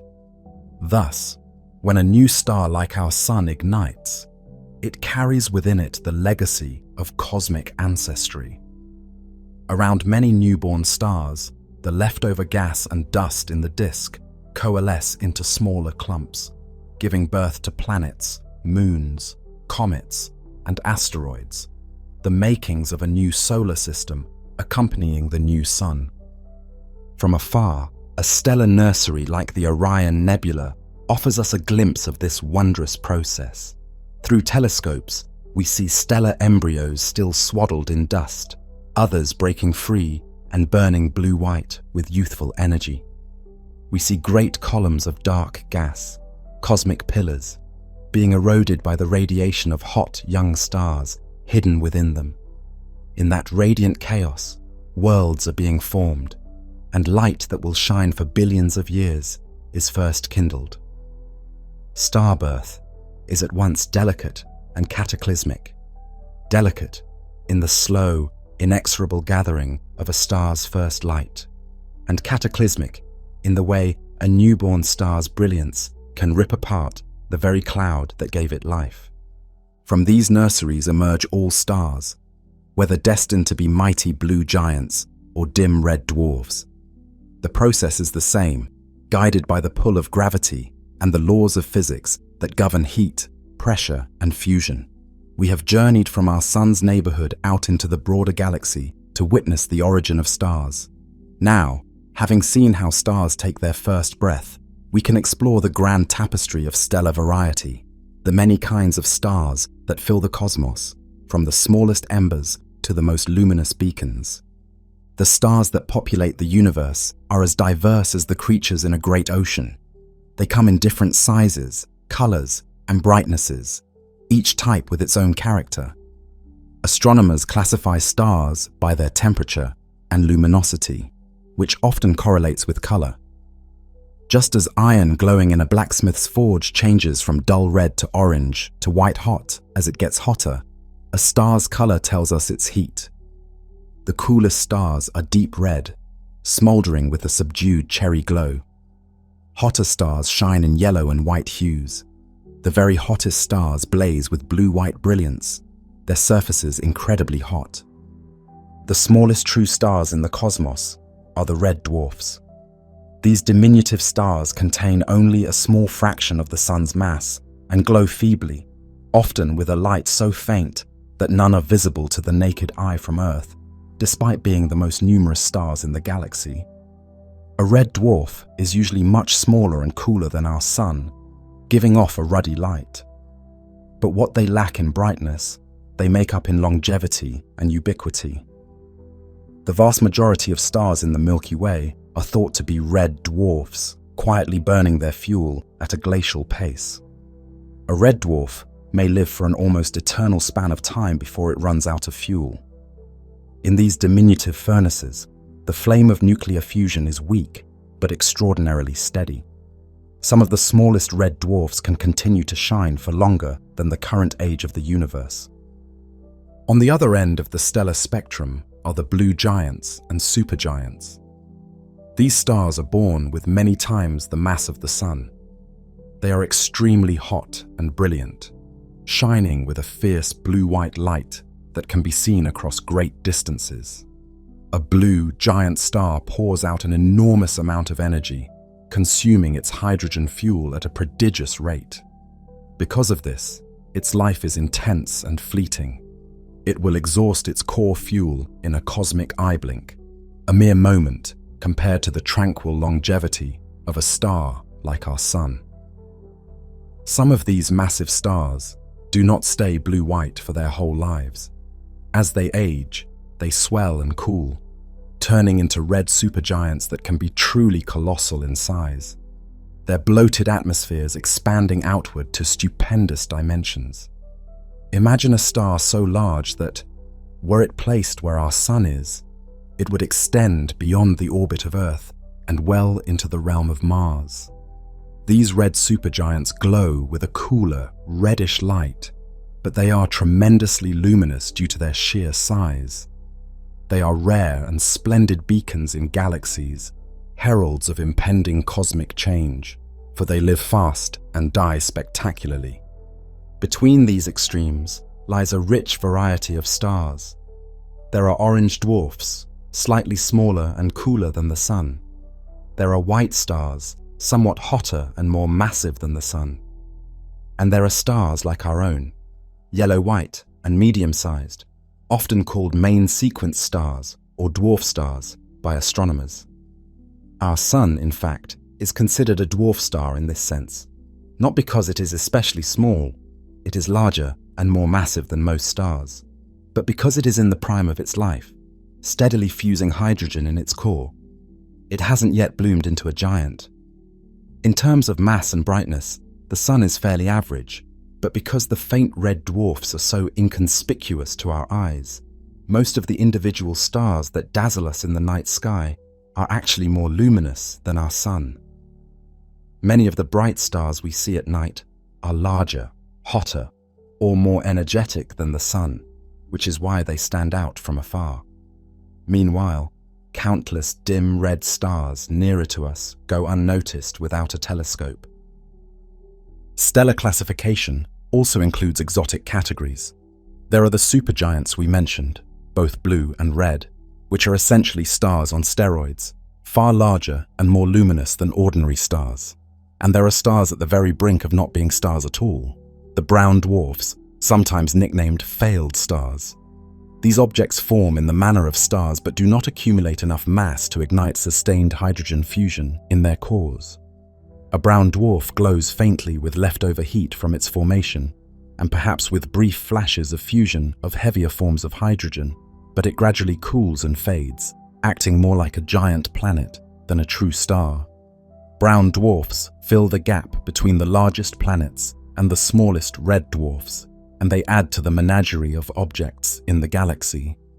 Nature produces stars in a continuum of masses and sizes, from tiny red embers that burn for practically eternity to stellar titans that blaze with incredible intensity and then perish in the blink of an eye. Each type of star has its own destiny. A star's mass, set at birth, is the key that unlocks the rest of its life story. With a high mass comes a glorious but short-lived existence as a giant, likely ending in a dramatic explosion. With a low mass comes a long, steady burn and a quiet retirement. Having surveyed the variety of stars, the small, the medium, the great, we can now follow one typical star, perhaps not unlike our sun, through the stages of its life, from its youthful radiance to its final farewell. Let us trace the fate of a star much like our sun, now that it has burned in the heavens for eons. For a long time, such a star shines steadily, fusing hydrogen into helium in its core and bathing any nearby worlds in stable light. But the fuel at its center is finite. Eventually, after many billions of years of shining, the hydrogen in the core dwindles. The balance that sustained the star for so long begins to tip. With less fusion to support it, the core of the star starts to contract under its own gravity. As it contracts, it heats up, much as a bicycle pump grows warm when you compress the air inside. This extra heat flows into the shell of hydrogen that surrounds the inert core, a shell that still has hydrogen left to burn. And then something dramatic happens. Hydrogen in this outer shell, now at extreme temperatures thanks to the contracting core beneath, ignites in fusion. The sudden onset of shell burning causes the star's outer layers to push outward. The star swells enormously in size, turning into what we call a red giant. Its surface cools as it expands, shifting from yellow-white to orange-red. But the star's interior becomes hotter than ever, and its luminosity soars due to its sheer size. Our once modest sun-like star becomes a bloated colossus. In this red giant phase, the star's radius can grow far larger than it was in its youth. If our sun were to undergo this transformation, it would likely engulf Mercury and Venus, and perhaps even Earth, turning those worlds into charred cinders swallowed by the expanding stellar fire. The sky of any surviving outer planets would be dominated by the star's enormous disk, a brilliant coppery orb covering a huge swath of the heavens. Deep inside the red giant, the core continues to shrink and heat, as it is now made mostly of helium ash, the byproduct of those long ages of hydrogen fusion. When the core grows hot enough, a new kind of fusion begins. Helium atoms start fusing together to form carbon and some oxygen. Our star, which was facing death, finds a second wind. The onset of helium fusion in the core, often beginning in a sudden burst for a sun-like star, something astronomers poetically call the helium flash, stabilizes the star for a time. The core expands a little and cools, and the star's bloated outer layers contract somewhat from their extreme size. The star settles into a new equilibrium, a helium-burning giant. In this phase, the star's color might become a bit more yellowish as it slightly shrinks, and its surface temperature rises again, and it burns steadily once more, though its remaining lifetime is now comparatively brief. But helium, too, is a finite fuel. In time, the core's helium is exhausted, leaving an inert mass of carbon and oxygen, the carbon and oxygen that were created by the helium fusion. For a star like our Sun, no further fusion is possible in the core. The temperatures required to ignite carbon are beyond its reach. With fusion ceasing again in the center, the core of the star, now a dense ball of carbon and oxygen, contracts yet further. Meanwhile, helium fusion may continue in a shell around the core, with hydrogen fusion still going in a shell above that for a while. This causes the star to swell once more, even larger than before. The giant star becomes highly unstable in this final stretch of its life. It pulsates, growing and shrinking, trying to find balance, but never quite succeeding. Each expansion and contraction shakes loose some of the star's outer layers. Gentle at first, these pulsations turn into violent throes that throw vast clouds of the star's outer atmosphere into space. The star is literally coughing away its own substance, shedding its mass like tears into the void. Eventually, the entire outer envelope of the star is cast off, blown away into space as a gorgeous gossamer shell of gas. For a brief time, that expanding shell is illuminated by the hot, exposed core at the center, and it shines as a glowing, multicolored cloud known as a planetary nebula. To an observer afar, it is a sight of eerie beauty. A round or ring-shaped mist, glowing where once there was a star, often with intricate patterns like delicate rings or hourglass forms. This is the dying breath of a star like the Sun, a final gesture of beauty as its outer layers, now free in space, fluoresce in the stellar twilight. What remains of the star itself is the central core, now revealed, a ball of carbon and oxygen about the size of Earth, tremendously hot but no longer sustained by fusion. This is a white dwarf, the ember of a star's heart. It glows white-blue with residual heat, initially extremely hot, though its small size means its total light output is relatively modest. A white dwarf is one of the strangest forms of matter in the universe. It is supported not by heat or ongoing fusion, but by the quantum pressure of electrons, a fundamental resistance of matter to further compression. Its density defies imagination, the mass of a sun compressed into a sphere the size of a planet. A spoonful of white dwarf material would outweigh a mountain. In this exotic, degenerate state, the stellar core will sit and slowly cool for time spans beyond human comprehension, fading from white to yellow to red, and eventually toward blackness. Thus ends the life of a sun-like star, not with a bang, but with a serene, farewell glow. The mighty red giant's cast-off shroud becomes part of the galaxy, seeding space once more with elements like carbon and oxygen that will one day find their way into new nebulae, new stars, new planets, and perhaps new living beings.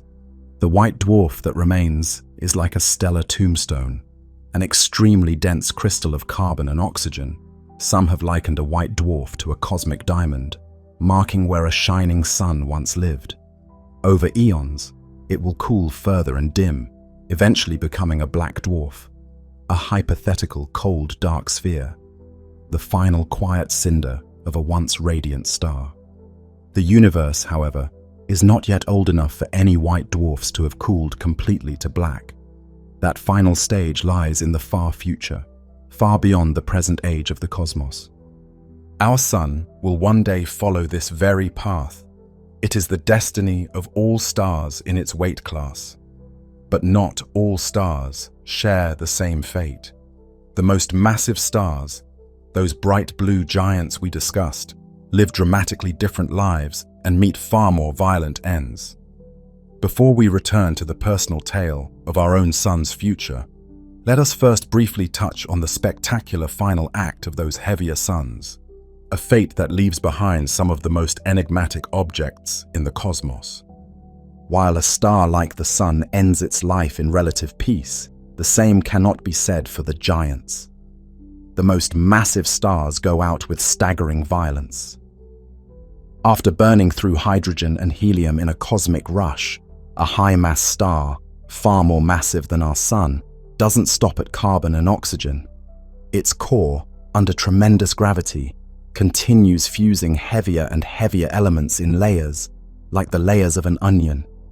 Carbon fuses into neon, neon into oxygen, oxygen into silicon, each stage burning faster and yielding less energy than the last.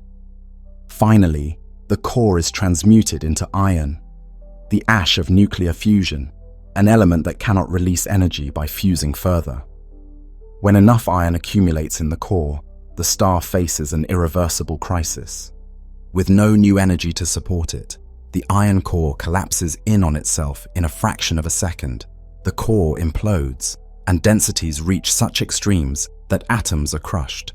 Protons and electrons melt into neutrons. The core, which was once perhaps the size of Earth or smaller, shrinks to a sphere only a few miles across in an instant. In that moment of collapse, a phenomenal amount of gravitational energy is released. The infalling outer layers of the star hit this super-dense core and rebound outward in a titanic explosion, a supernova. The star's death throes are so violent that for a brief time, the exploding star can outshine all the billions of other stars in its galaxy combined. The supernova blasts the star's outer layers into space at incredible speeds, and shockwaves race through the expanding debris. Temperatures in the explosion briefly soar so high that elements heavier than iron are forged in the fiery crucible. Gold, silver, uranium, and many others are synthesized in those final furious seconds. These newly minted atoms are hurled into the cosmos to mingle with the gas and dust that will eventually form new stars and planets. What remains at the center of this cataclysm is the collapsed core. If the star was only moderately massive, on the lower end of the massive star range, the core's collapse is halted by the pressure of densely packed neutrons. Matter squeezed so tightly that the neutrons resist any further compression. The core becomes a neutron star, an object of incredible density and exotic nature. A neutron star packs more mass than our Sun into a sphere only a few tens of miles wide. It is essentially a giant atomic nucleus, a ball of neutrons left behind by the supernova. A thimbleful of neutron star material would outweigh a mountain. Neutron stars often spin rapidly. The parent star's rotation speeds up dramatically as it collapses, like a pirouetting skater pulling in her arms, and they may possess intense magnetic fields. Some neutron stars sweep beams of radiation from their magnetic poles as they spin, like lighthouses in the cosmos. These are observed as pulsars, blinking radio or X-ray beacons, marking the location of a neutron star across the galaxy. For the most massive of massive stars, even neutron degeneracy pressure cannot hold the core up. If the collapsed core is above a certain critical mass, nothing known can stop its collapse. It continues to shrink until it essentially vanishes from view, forming a black hole. In that case, the stellar remnant has crushed itself into a point of virtually infinite density, enveloped by a region of space from which nothing can escape. Not even light can climb out of the warped space around the collapsed core, hence the name black hole. What was once the heart of a star becomes a kind of cosmic abyss, a pit in the fabric of the universe. A black hole can be thought of as the star's ultimate tombstone, carrying its mass hidden within a distortion of space-time. We infer its presence only by ghostly tracers, the desperate whirl of gas and dust spiraling into invisibility, flaring in X-rays as it vanishes, or the subtle quivering of space-time itself when the black hole is jarred by the fall of something massive.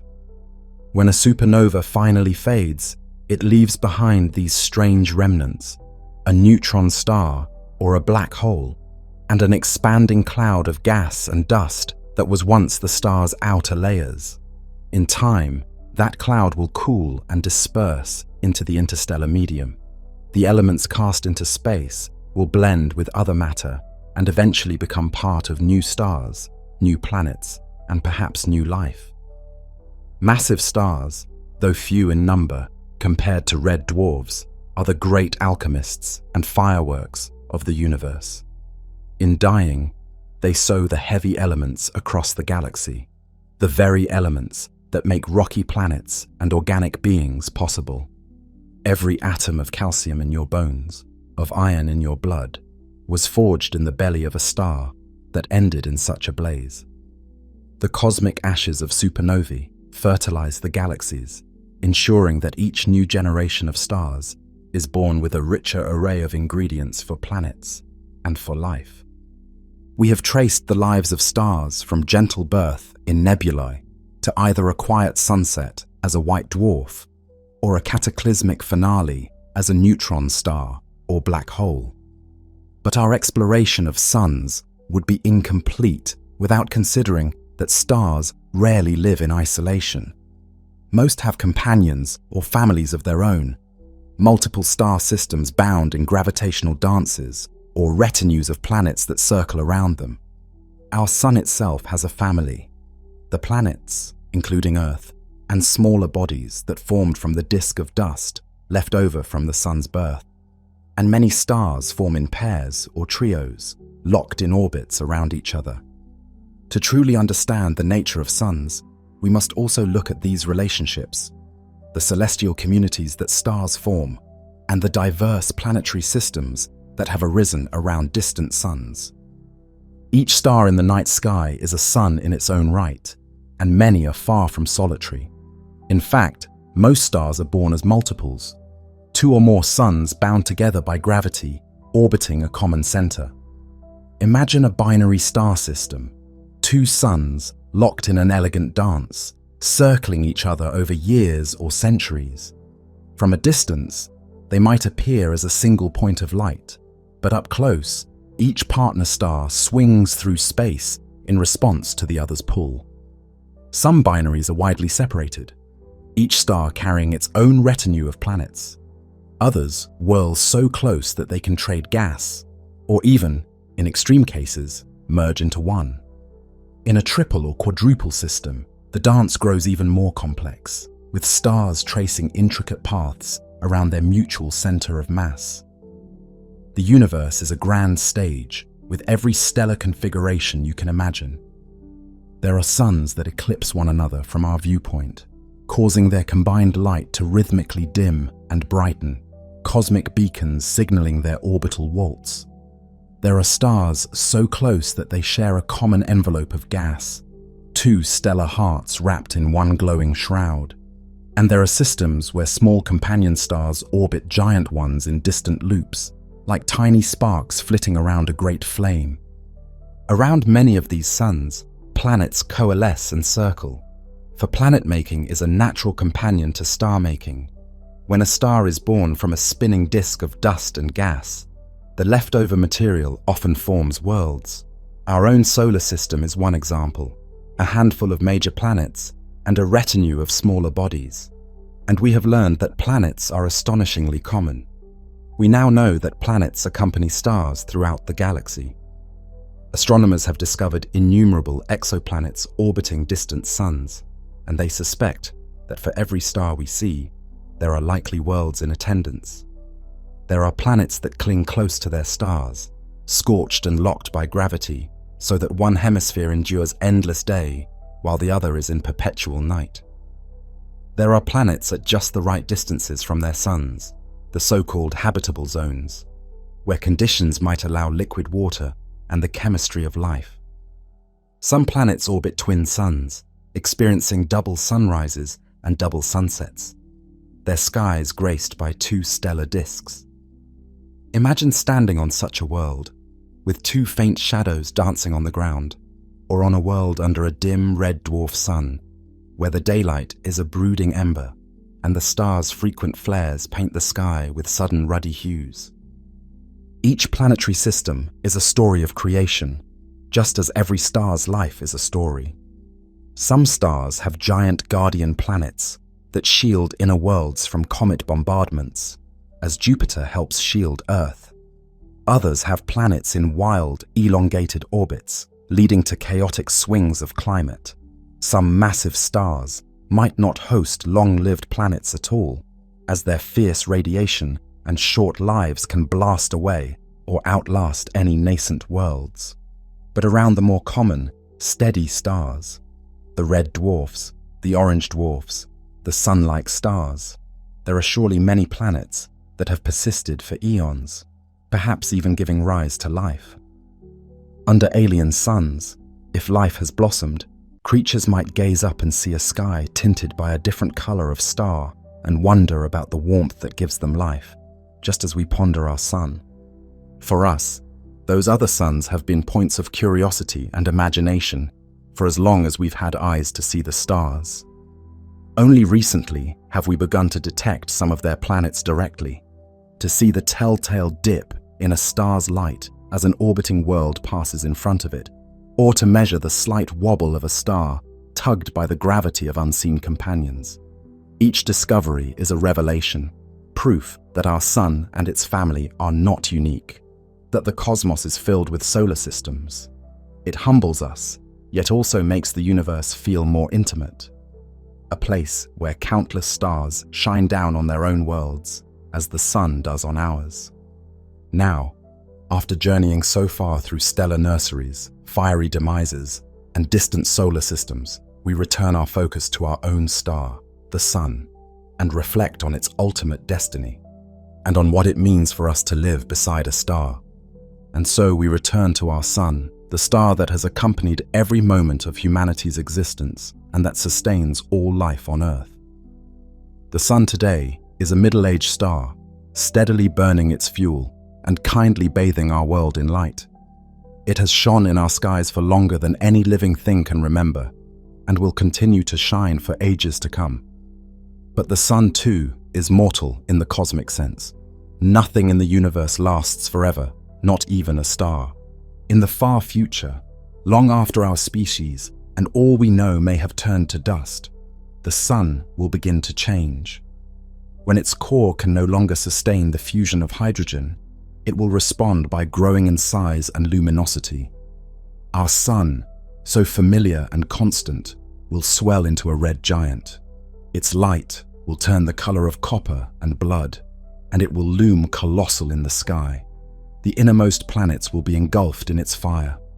Mercury and Venus will surely be devoured. Earth may meet the same fate, or be left a charred and barren rock, its oceans boiled away, its surface desolate and scorched. For any life remaining then, these changes will be catastrophic beyond measure. But likely, by that distant era, Earth will already be quiet and lifeless, or life, if intelligent and capable, will have found refuge elsewhere. The sun, once a gentle guardian, will become an inexorable destroyer of the very life it once nurtured. Yet even in this fierce transformation, there is a strange grandeur. As the sun's red giant phase reaches its climax, it will cast off its outer layers. Our star will shed its shining mantle, which will expand outward, drifting into space. For a short time, those cast-off layers will form a beautiful planetary nebula around the dying sun, a glowing testament to its passing glory. Future astronomers, perhaps from other surviving worlds or civilizations yet unimagined, might look toward our solar system and see a delicate shell of gas, like a cosmic flower blossoming and fading, shining in remembrance of the star that was. At the center of that nebula will remain the sun's core, now exposed and shrunken to a white dwarf. This final stage of our sun's life will be a small, hot sphere no larger than Earth, composed mostly of carbon and oxygen. The sun's very heart, left glowing like a lonely ember in the night. It will shine white and then blue-white, slowly cooling over the course of billions of years. The brilliance of the day that once was will recede into a gentle twilight. The white dwarf sun will illuminate the ghostly nebula for some thousands of years, but eventually it too will fade, perhaps becoming a black dwarf in the far, far future. The solar system will drift in darkness and silence. This is the ultimate fate of our sun, to swell in glory and then to divest itself of its brilliance. leaving behind a small, dense core that will quietly glow and then dim to darkness. It is a fate that the sun will meet far in the future, an inconceivable gulf of time beyond our lives. In knowing this, we find both melancholy and solace. Melancholy that all things we know are transient, that even the great sun will one day wither and leave the sky empty. Solace that we and our world have yet long epochs in which to live under the sun's light, and that when the end comes, it will be part of the natural order of the cosmos, the same finale that countless sun-like stars have already played out in the quiet reaches of the galaxy. And perhaps, too, there is a kind of triumph in this ending. The sun's final nebula will return its substance to space, enriching the interstellar clouds with elements that once made up Earth and us, and every living thing that sunlight ever touched. In that way, the sun's death will seed new beginnings elsewhere. Some of the carbon and oxygen from the sun's core might drift for ages and eventually become part of new stars, new planets, new life. As it has always been in the universe, one star's end is another's beginning in the endless cycle of creation. Now, stepping back from this entire journey, from the birth of stars in dark nebulae to the blaze of supernovae, from the quiet glow of the sun's youth to its fiery demise, we find ourselves contemplating what it means to be the children of a star. To live beside a star is to live in a state of grace between wonder and knowledge. We orbit a massive, luminous being that gives us everything: light, warmth, the very possibility of life, and yet asks nothing in return. Our ancestors felt the sun's power and worshipped it. They built legends and monuments to honor it. We, with all our modern understanding, have not lost that reverence. How could we? Each dawn when sunlight spills over the horizon, painting the sky in rose and gold, we feel the same awe that ancient watchers felt as the morning star ascended. In that daily miracle, night yields to day, cold yields to warmth, and the world is renewed. We know the science of it. The earth is turning, bringing us once more into the sun's light. But knowing takes nothing away from the magic of feeling it. Beneath the facts and figures, there is a simple truth. The sun is the source of our being. Every meal we eat is sustained by sunlight captured by plants. Every warm breeze that caresses our skin, every drop of rain that falls, is driven by the sun's heat, nurturing our planet. And our bodies themselves are made of material created in long-dead stars and powered by the sun's current light. We truly are made of stardust, shaped into conscious form and given the spark of life by a star's energy. In a very literal sense, we are children of the stars. When we say we are born of starlight, it is not just poetry, it is lineage. The elements in our flesh were brewed in stellar furnaces, and the energy that ignites our living cells is a gift from our sun. Our story and the sun's story are inseparable.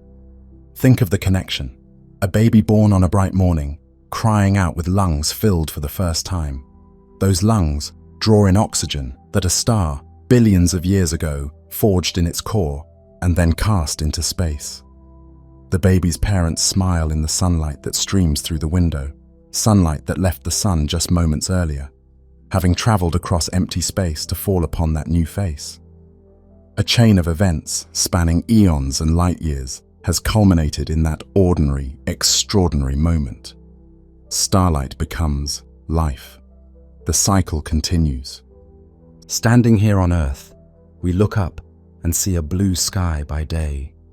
But beyond that blue lies the black tapestry of space and the brilliant stars. Our sun is one among many, and though we cannot see those others by day, they are there, distant and shining. At night, when our sun has set, we glimpse the wider cosmos of which our star is a part. We see the Milky Way's misty band, made of uncountable suns, and we realize that our little home orbits just one humble star on the edge of a vast galaxy. The humility of this perspective is profound. yet it does not diminish us. It elevates us. We are part of something immense and beautiful. The stars that speckle the night sky are our cousins. Some may have planets with beings who look up at their own sun and feel the same wonder. In the end, the story of suns is the story of creation itself. It is an ancient tale, told in the language of light and gravity. It began before we were here and will continue long after we are gone. But for a brief moment, we get to be conscious participants in this grand drama. We get to study the sun, protect ourselves from its tantrums, bask in its warmth, and dream under its light. Our lives, like mayflies, flicker in the daylight of this star. But while we are here, we behold the splendor of the cosmos through the window that our sun's light provides. As we conclude this journey, imagine once more the sun hanging low at dusk. The sky blazes with color and the shadows grow long. In that sunset is a reflection of the entire epic. Day turning to night as stars appear one by one. The cycle of light and dark that has guided life's rhythm from the beginning. The sun will rise again tomorrow, as it always does, bringing a new day. But even when it eventually rises no more, the legacy of its light will live on in everything it touched. We live on the brink of a star's fiery grace, taking our nourishment from its hand and daring to learn its secrets.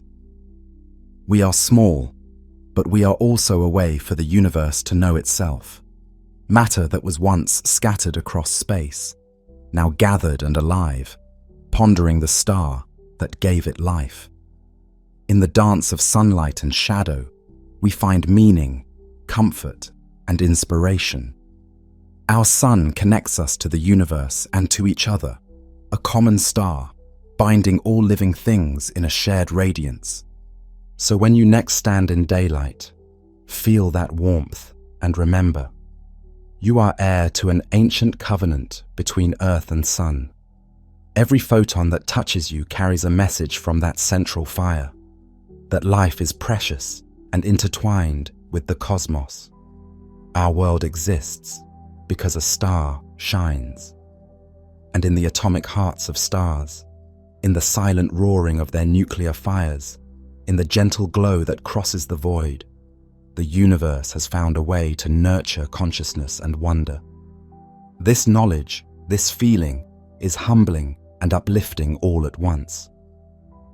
The saga of suns is indeed a cosmic poem, forged in light, breath, and gravity. It is written across the heavens in the glow of nebulae and the ashes of supernovae, in the rising of each morning sun and the eternal glitter of the night. It is a poem we are part of, every one of us made of star stuff and sustained by starlight.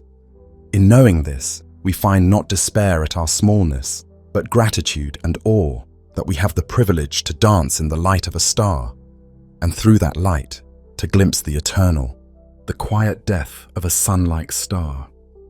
It begins with a single light in the darkness. A star, solitary and brilliant, burns in the void. For ages untold, it has been a beacon, a steady, shining pinprick against the infinite night. Its light has traveled across the cosmos, a silent tale of its life. But now, something changes. The star's shine falters, ever so slightly. Its once unwavering glow begins to dim and flicker like a candle reaching the end of its wick. In this moment, we witness the opening lines of a final act, the beginning of a star's dying. Even the stars are mortal. For ancient peoples gazing up, the very idea of a star dying would have seemed impossible. The stars were regarded as eternal campfires of the gods, or the fixed points of the firmament. If ever a new star appeared, or an old one disappeared, as happened with rare supernovae recorded in history, they were seen as divine omens, not natural events. Only in modern times have we come to understand that these dramatic changes are the logical, even inevitable progression of a star's life. A star's birth, life, and death are part of the cosmos's story, not the caprice of deities.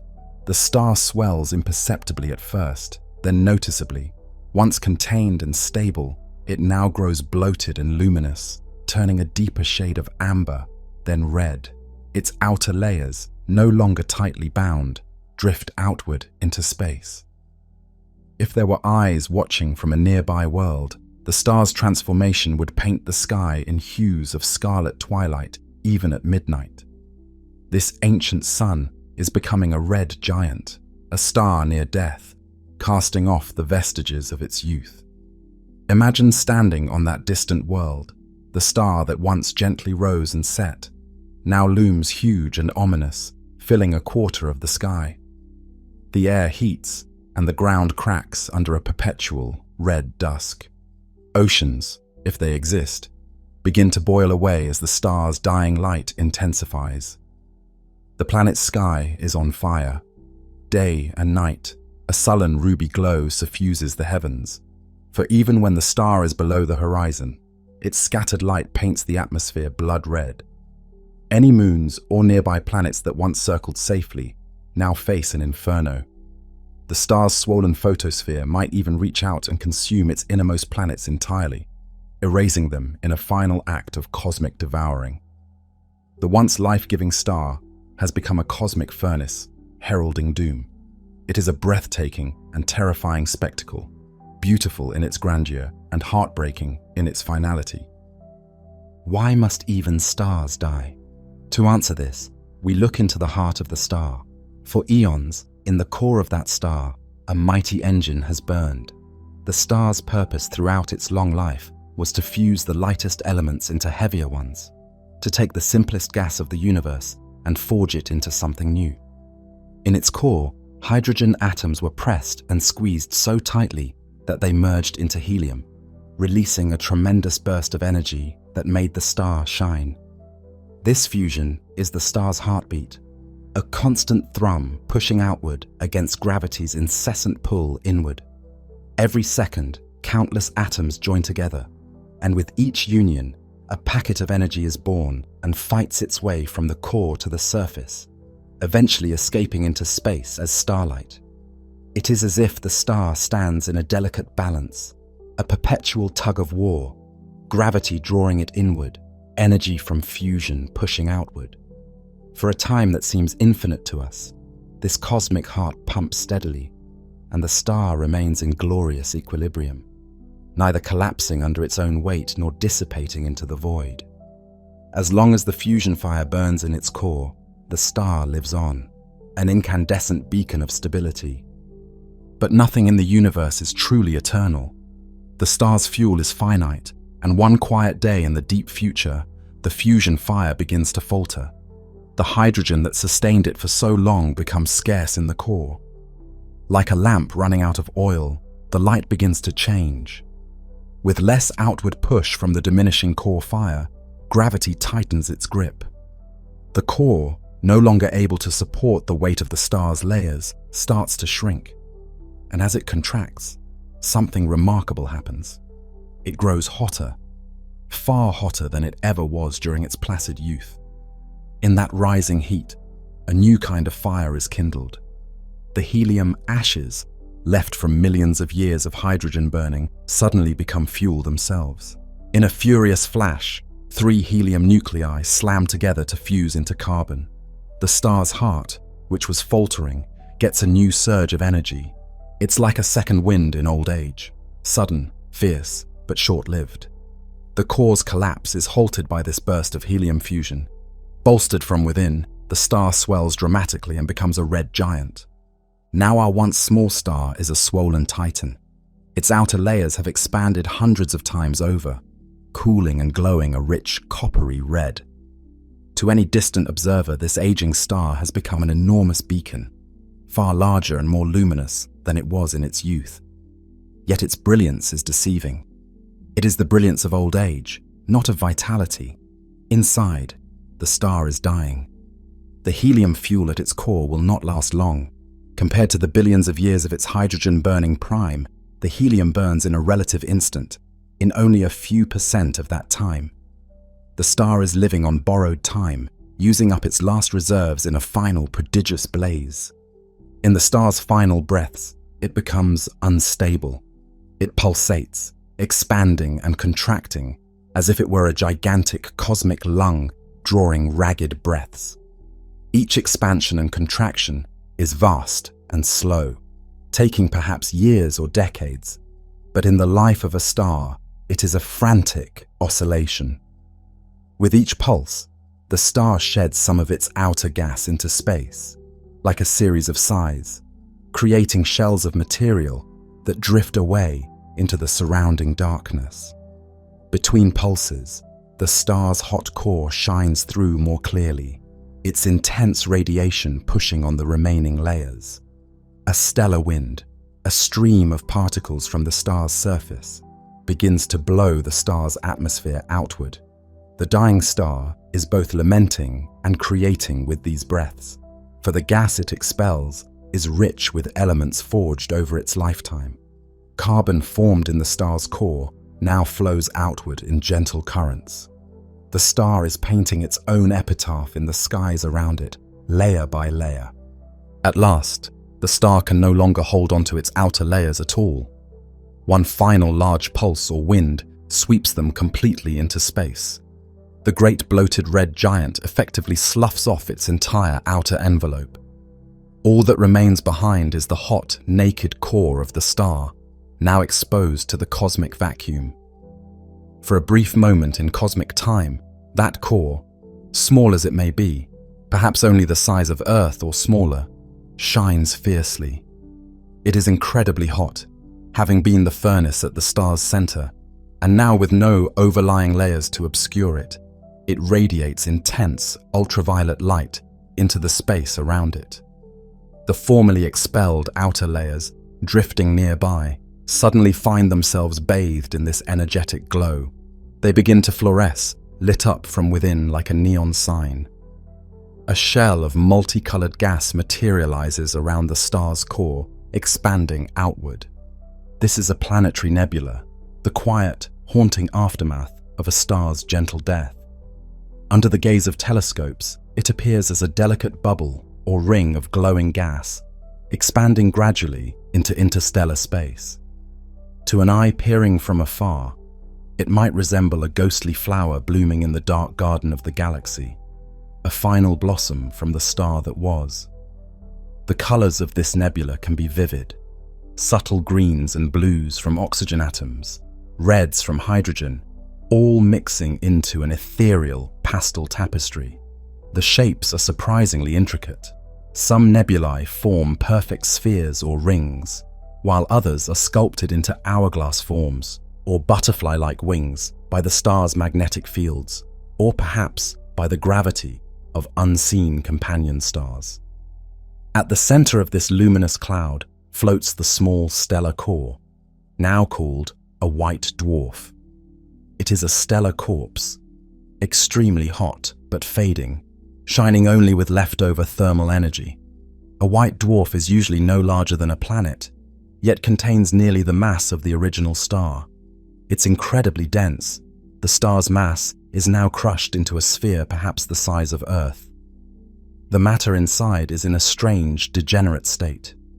Atoms pressed so close that electrons are squeezed free of their orbits. No fusion fires burn in this core anymore. It glows like an ember taken from a fire, brilliant at first, but destined to dim over the eons as it cools. Such is the quiet death of an ordinary star. A star like this one, perhaps like our own sun someday, does not end in violence, but in a peaceful casting off, a cosmic setting of the stage. Its final act is to illuminate the gases of its own shed self, creating a hauntingly beautiful nebula that will linger for only a few millennia before dispersing into the surroundings. That glowing shell is a brief memorial, a glowing epitaph written in space, commemorating the star's existence. In time, even that nebula will fade, its atoms drifting away to mix with the interstellar medium. In dying, the star returns its substance to the galaxy, the elements it formed, carbon and nitrogen from its later fusion, and even new molecules forged in the cooling breath of its final winds, are cast back into the cosmic reservoir. The star's death is an ending, but also a bequeathing. Its carbon will become the seed of new organic molecules. Its dust may gather into future planets.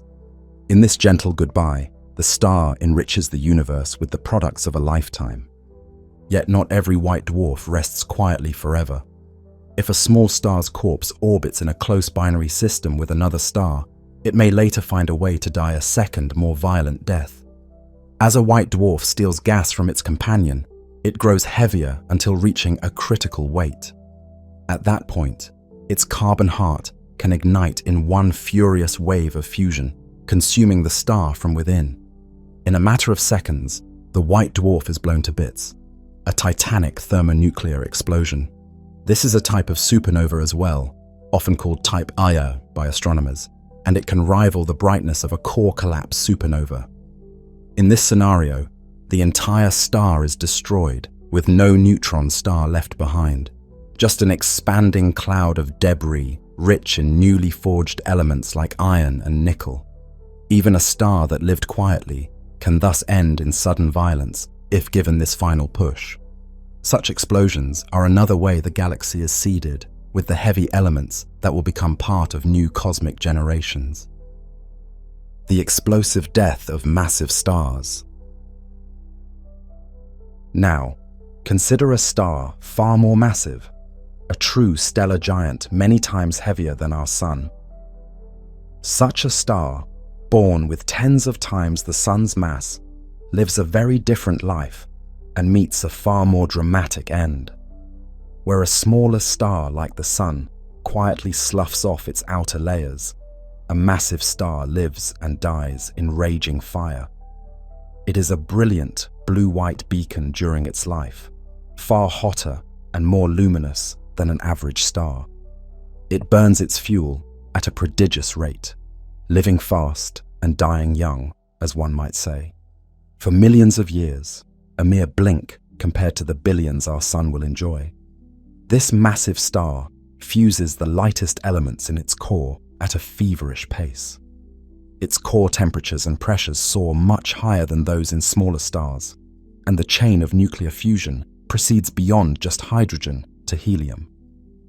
Once helium is exhausted, the core, under crushing gravity, contracts and heats again, and new fusion reactions ignite in succession.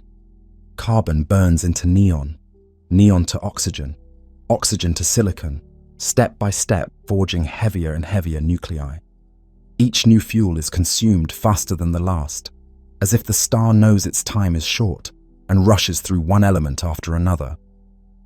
Deep in the heart of this giant, a ball of iron begins to form, and with it, the star's fate is sealed. Iron is a strange endpoint for the star's nuclear alchemy. Unlike the lighter elements, fusing iron does not release energy. Instead, it greedily absorbs energy. All the star's prior steps of fusion had been exothermic, releasing the energy that held the star up. But when enough iron accumulates in the core, further fusion becomes futile. The stellar engine that has thrummed for millions of years suddenly sputters and stalls as it tries to fuse iron. In a star so huge, this failure is catastrophic. Gravity, which has been held at bay for so long by the outward pressure of fusion, now has no effective counterforce in the core. There comes an instant, a final unforgiving moment, when the iron core can no longer support the enormous weight of the star's outer layers. In the blink of an eye, the core collapses. A star that dwarfs our Sun in size implodes in less than a second. The iron atoms in the core, under the extreme pressure, are crushed together. Protons and electrons merge into neutrons in a burst of particle transformations. The core, which might have been the size of Earth, shrinks to a sphere only a few tens of kilometers across and is as dense as an atomic nucleus. The collapse releases an almost unimaginable amount of gravitational energy, heating the core to billions of degrees. A flood of neutrinos, nearly massless ghostly particles born of nuclear reactions, erupts from the core and flies outward. In fact, so much energy is carried by these neutrinos that for a brief moment, they outshine the star's luminous output by a factor of hundreds. It is as if the star's soul is escaping in the form of these ghost particles, rushing out in all directions. This is the opening of the most violent event in the star's life. The core collapse triggers a supernova explosion. The infalling outer layers of the star, which were rushing inward following the collapsing core, slam into the now rock-hard wall of densely packed neutrons that the core has become. In that violent collision, the infalling matter rebounds. A powerful shockwave forms and begins to propagate outward. The shock, energized by the deluge of neutrinos streaming from the core, plows through the star's layers, tearing them apart. Within hours, the shock reaches the star's surface and blasts the star apart in one titanic explosion. The star that once shone steadily is now gone, and in its place is a swelling fireball of stellar debris. For a brief time, this single dying star outshines its entire galaxy. What was once a distant point of light now becomes a beacon so brilliant that it can be seen across millions of light years. If there were civilizations looking up from planets in that galaxy, they would see a searing new star light up the sky with ferocious intensity, perhaps casting shadows at night and outshining their moon. On Earth, even though such explosions are rare in our galaxy, humans have recorded a few over the centuries. Ancient skywatchers around the world noted guest stars suddenly appearing in the sky, bright enough to be seen in daylight for weeks. They were witnessing supernovae, though they did not know it, the death flashes of giant stars. In modern times, astronomers have captured many such events in other galaxies. In the late 20th century, they witnessed a supernova in a nearby dwarf galaxy, the brightest seen in almost 400 years. For weeks, it glared in the southern sky, a stark reminder that even the heavens can erupt without warning. A supernova pours out not just visible light, but every form of electromagnetic radiation, from searing X-rays and gamma rays to long, lazy radio waves. It also launches matter at incredible speeds, a hurricane of gas and dust racing outward. The energy of a supernova defies easy comprehension. In those few seconds of collapse and rebound, the star releases more energy than it did in its entire millions of years of normal life. People sometimes say it's like a billion suns lighting up at once. If a supernova were to occur within a few dozen light years of Earth, it could outshine our moon and potentially disrupt the biosphere with its high-energy radiation. Yet, from a safer distance, it would be one of the most glorious sights in the universe. A cosmic firestorm, the sudden blossoming and slow fading of a star's last light. And amidst this destruction, there is creation.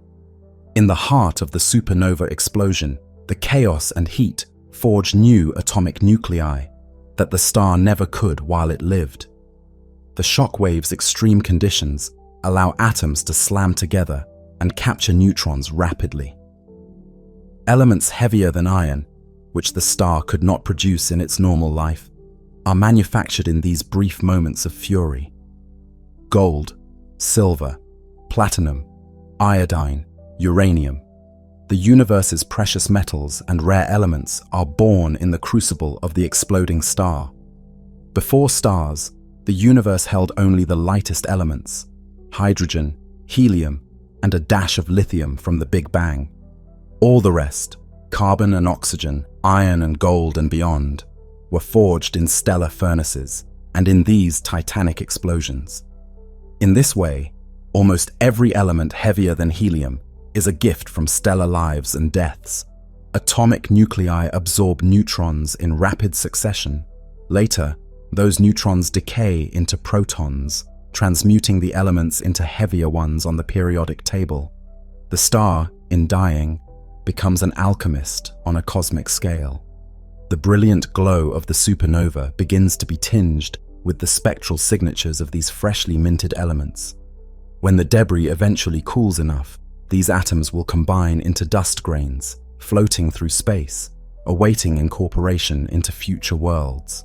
Thus, the star's violent death is also a moment of genesis, the birth of new materials that will enrich the galaxy. What remains after such a cataclysm? As the glare of the supernova fades over weeks and months, and the expanding cloud of ejected gas thins out, we peer into the aftermath to find a newborn object at the center. If the original star was massive but not too extreme, perhaps up to 20 times the Sun's mass, the core that's left behind is a neutron star. This neutron star is a tiny, ultra-dense sphere, only about as wide as a city is long, yet containing more mass than the entire Sun. It is essentially a giant atomic nucleus, a ball of neutrons packed shoulder to shoulder. In fact, the first supernova explosion observed by ancient skywatchers, a guest star in the 11th century, whose remnants form a beautiful nebula visible today, left behind a neutron star that still sits at the center of the expanding cloud, spinning and flashing. For a neutron star is not a quiet thing, at least not at first. Neutron stars, pulsars, and magnetars. Often, the newborn neutron star is incredibly hot and endowed with a rapid spin inherited from the core of the star that collapsed. Conservation of angular momentum, the same principle that makes an ice skater spin faster when they pull in their arms, means that a core that was spinning moderately will whirl madly as it shrinks. A neutron star can rotate dozens or hundreds of times each second. Along with this spin, it carries an immensely strong magnetic field, intensified by collapse, just as the spin was. The result is one of the universe's most astonishing phenomena: a pulsar. Bright hotspots form at the neutron star's magnetic poles, where intense beams of radiation shoot outward. As the neutron star rotates, these beams sweep around like the lighthouse beams on a dark shore. If Earth lies in the path of those beams, we see the neutron star blinking on and off regularly. A cosmic lighthouse marking the location of the lost star.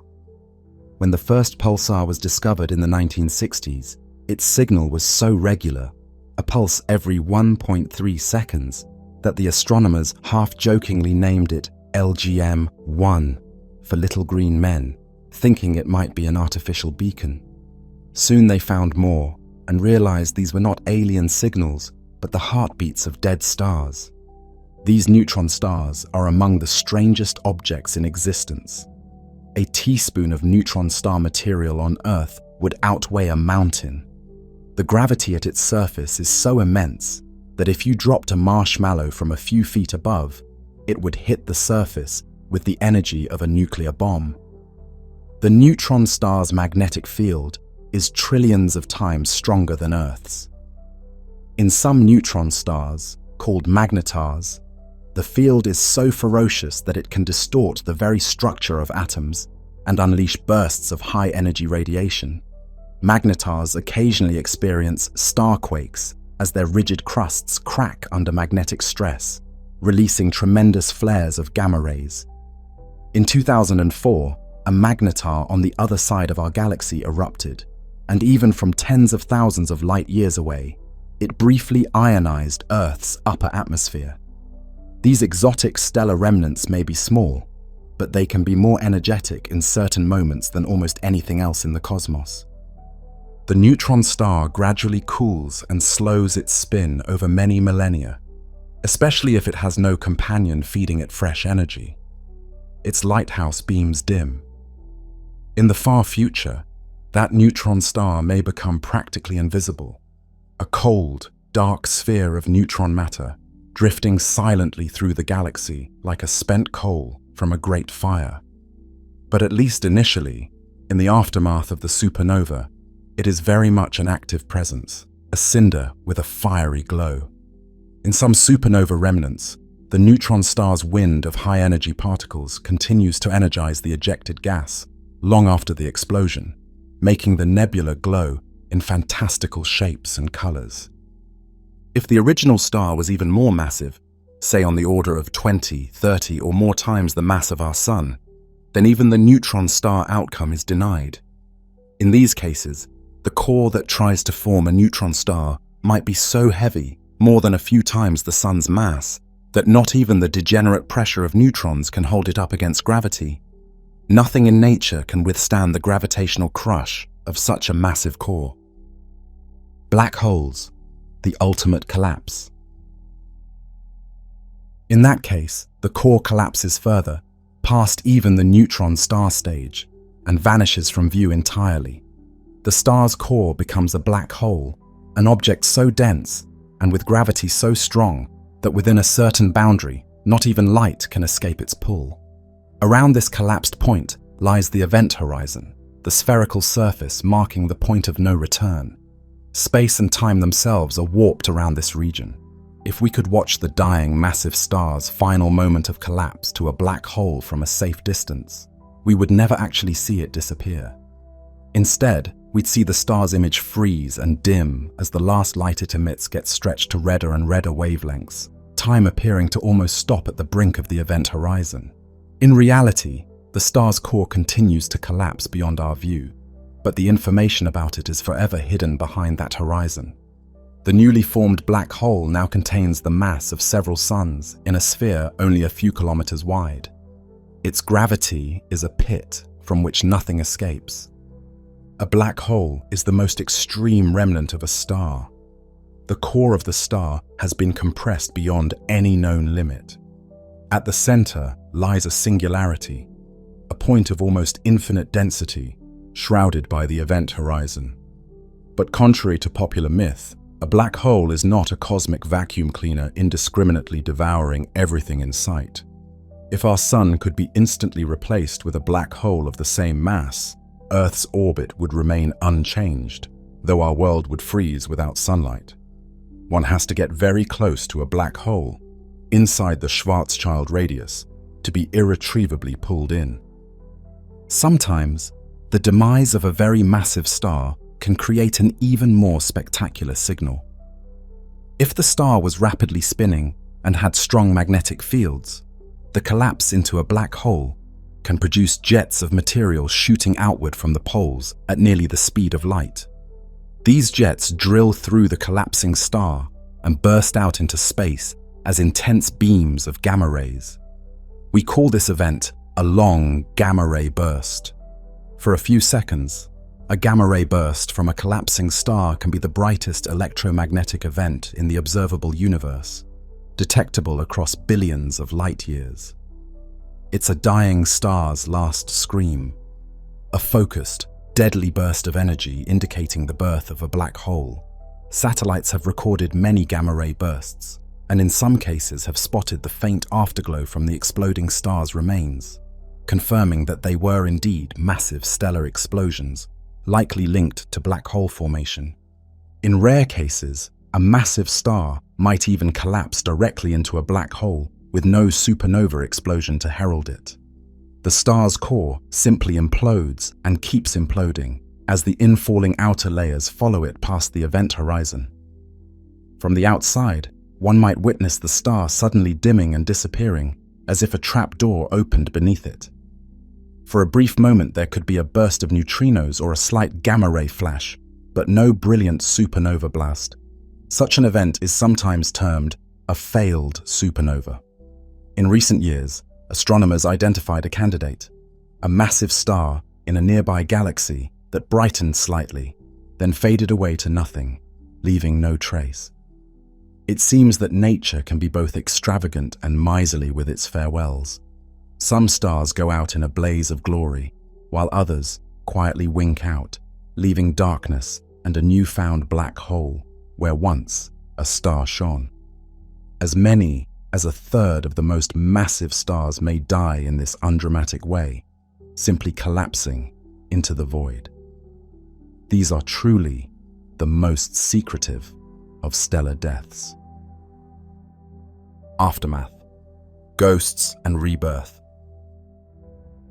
Whether through a titanic supernova or a quiet collapse, the end of a massive star leaves space forever changed. The debris cast off from the explosion races outward at millions of kilometers per hour, a shockwave plowing into the surrounding interstellar gas. Over years and decades, observers with telescopes can see this shell of debris expanding, a ring of sorrow growing larger but fainter as it dissipates its energy into space. This glowing remnant, enriched with all those new heavy elements, mingles with the interstellar medium, the tenuous gas between stars. In time, that gas may become the raw material for new stars and planets. A supernova's remnants are like the scattered ashes from which new life will emerge, glittering, multicolored nebulae cooling into the darkness. Sometimes, amid those remnants, the core that was left behind makes its presence known. In one famous supernova remnant, a pulsar spins madly, lighting up the surrounding cloud with pulses of energy and winds of particles that cause the gas to glow. In other cases, if the remnant core was a black hole, we might see high-energy X-rays or gamma rays if the black hole is consuming material around it. Often, however, the black hole simply is, unseen, its gravitational field the only testament to a star that once shone. Now our journey takes an even stranger turn. The death of one star, spectacular as it is, can give rise to an even more dramatic event under the right circumstances. Consider a binary star system, two stars orbiting one another in a celestial dance. If both stars are massive enough, both might eventually become supernovae in their time, leaving behind two neutron stars orbiting their common center. Over millions of years, their gravitational dance continues, but with each orbit, they draw imperceptibly closer. Their spiraling movement generates gravitational waves, ripples in the very fabric of space-time, that carry energy away and bring the neutron stars ever nearer to collision. Kilonovae, cosmic collisions and gravitational waves. Finally, long after they were born, these two city-sized remnants meet their fate together. They collide and merge in a violent embrace. In that moment, a new kind of fire ignites. The merging of two neutron stars creates an event we call a kilonova, a cosmic flash that, while not as bright as a supernova, shines 1,000 times brighter than an ordinary nova. For a few days, the site of the merger glows with a blue then red light. It is an event both fierce and brief, a final fireworks display from the corpses of stars. The physics of this collision is extraordinary. When neutron stars merge, their incredibly dense matter gouges and shocks itself, forming exotic heavy elements in profusion. If supernovae are one forge for the heaviest elements, kilonovae are another, perhaps even more prolific for certain treasures. In the debris tossed out by the merging neutron stars, astronomers have detected signatures of gold and platinum being created in astonishing quantities. In mere seconds, more gold may be forged than in all the cores of stars over billions of years. The kilonova's glow is powered by the decay of these new, unstable heavy atoms as they release energy. Alongside the light of the kilonova, the merger rings the universe like a bell. Gravitational waves ripple outward from the collision, stretching and squeezing space-time itself. By the time these waves reach us, they are faint echoes, but with sensitive instruments, we have learned to listen for them. In recent history, humanity has detected such ripples, hearing the chirp of two neutron stars colliding in the depths of space. In tandem, telescopes caught the delicate afterglow of the kilonova, marking the first time we both saw and heard a cosmic event of this magnitude.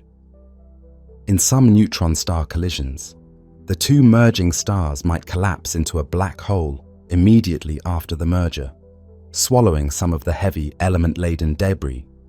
In others, they might form an extremely massive neutron star that survives for a brief time. But either way, they leave a changed environment rich in freshly minted elements. These elements will drift through space, become part of gas clouds, and one day be incorporated into new worlds. It is awe-inspiring to realize that the gold in a ring on a person's finger likely came from such a merger of two long-dead stars, billions of years ago in our galaxy. The violence of that moment becomes the gentle gleam of metal we see and cherish, a direct connection between cosmic catastrophe and human ornament. Observing stellar death. Throughout all these scenarios, humanity has slowly learned to read the messages in the skies that reveal these processes. How do we know these tales of dying stars when no human has watched a single star go through its entire life cycle? The truth is, the universe has left clues for us, and with our ingenuity, we have learned to gather them across the light years. We piece together the story of stellar death from many different kinds of observations across many types of cosmic messengers. First and foremost, we see the light. Visible light from supernovae has been recorded by sky watchers for millennia.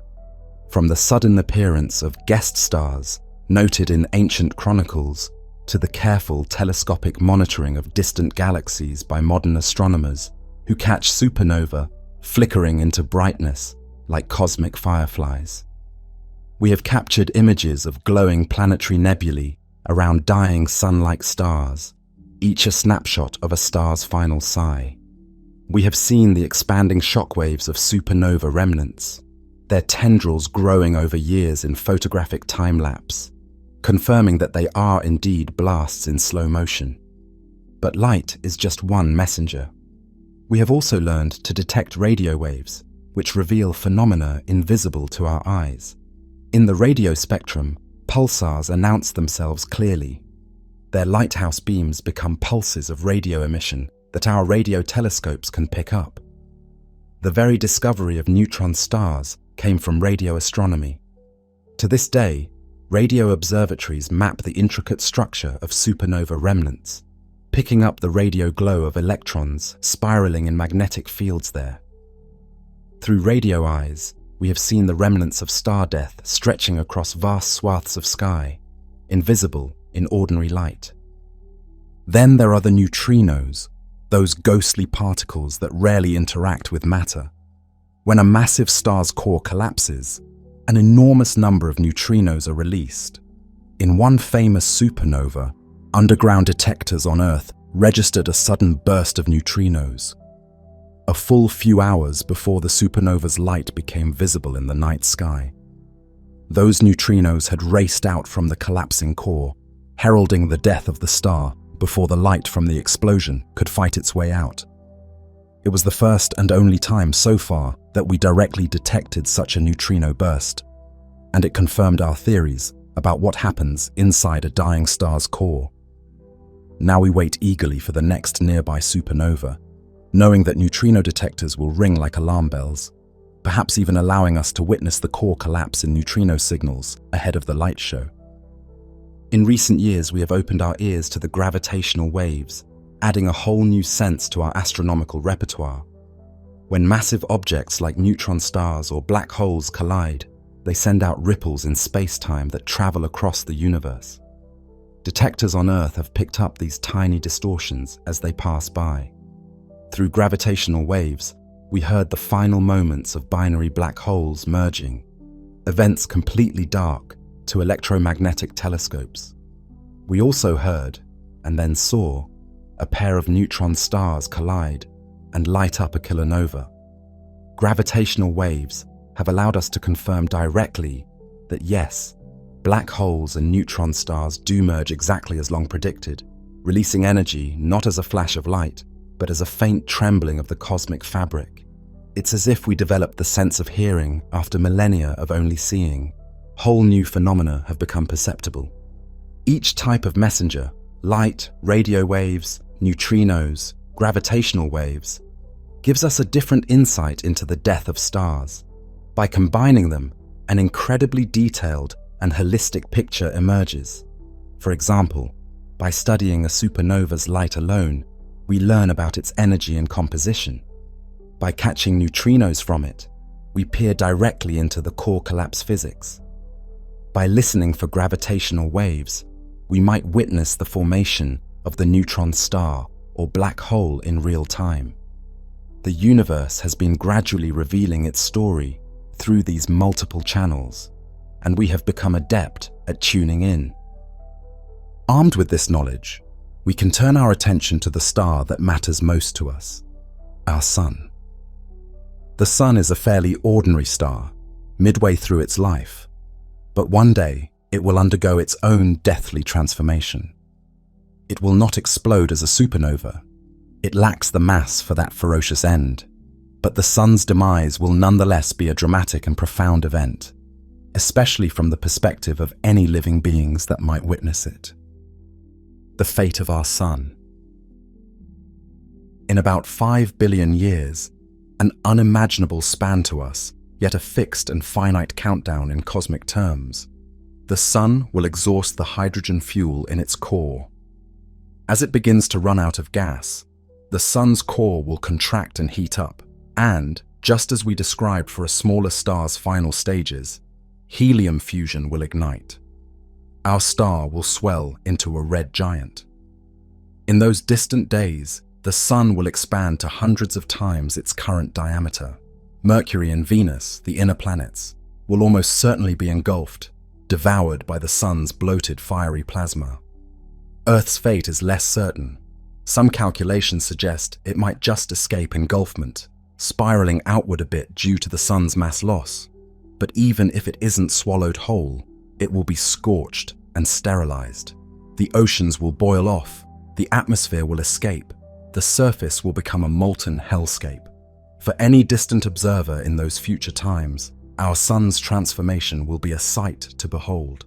What was once a gentle yellow star will balloon into a red monster dominating our solar system. In the solar system's far future, perhaps an intelligent species, whether human descendants or some other beings, might watch the Sun's angry metamorphosis from a safe haven, maybe on the moons of Jupiter or Saturn. They would see the Sun, day by day, grow larger and redder, its brilliance tinged blood orange. The familiar constellations might fade in its overwhelming glare. The heat would rise even in the outer solar system. By then, Earth, if it still exists, would be a glowing ball of magma.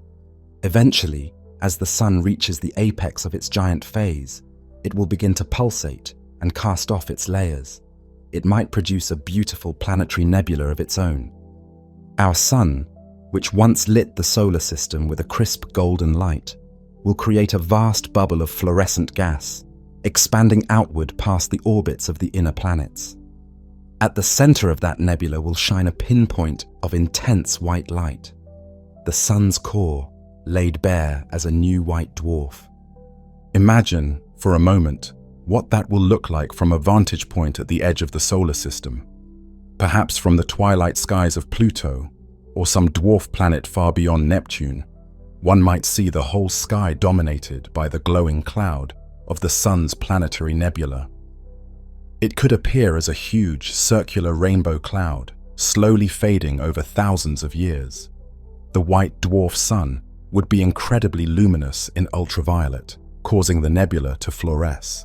In time, the nebula would disperse, and all that would remain of our Sun would be that white dwarf, a hot, Earth-sized ember composed mostly of carbon and oxygen, the products of helium fusion in the Sun's final throes. It will shine bluish-white at first, equal in brightness to perhaps 1,000 present-day suns. But being so small, it will cool and fade over billions of years. Eventually, long after the planetary nebula dissolves and blends into the galactic background, the Sun's remnant will become a black dwarf, effectively invisible. Our solar system will not be spared the universal law of change. The surviving planets, perhaps Mars, Jupiter, Saturn, and the outer worlds, will find themselves orbiting a tiny, dense star where once a bright sun shone. The night sky on those worlds will be dark, the familiar warmth and light of the sun replaced by a dim pinprick. Perhaps, in that far future, nothing of Earth remains but some drifting debris or baked rocks orbiting the white dwarf. Or maybe Earth's material will have been blown into the planetary nebula, its atoms mixing with the sun's, and eventually traveling outward. In that case, part of what was once our world will eventually become incorporated into new star-forming clouds elsewhere. It's a melancholy vision, the extinction of sunlight as we know it, the end of Earth as a living planet. Yet, viewed from a broader lens, it is also beautiful. The sun's death will contribute to the ongoing cycle of cosmic renewal. The elements from our sun and Earth will be redistributed. Perhaps, many billions of years hence, some of those atoms might find themselves in new star systems, potentially part of new life forms that will walk on new worlds and look up at their skies, never knowing that the atoms in their bodies once warmed a place called Earth under a star that died to make their own existence possible. The cycle of stellar life and death thus directly touches the cycle of life and death on planets. The end of starlight. Looking even further into the future, beyond the fate of individual stars like our sun, we confront the ultimate destiny of starlight itself. The universe is almost 14 billion years old now, and it is ablaze with stars. But it will not always be so. Trillions of years from now, the era of starlight will wane.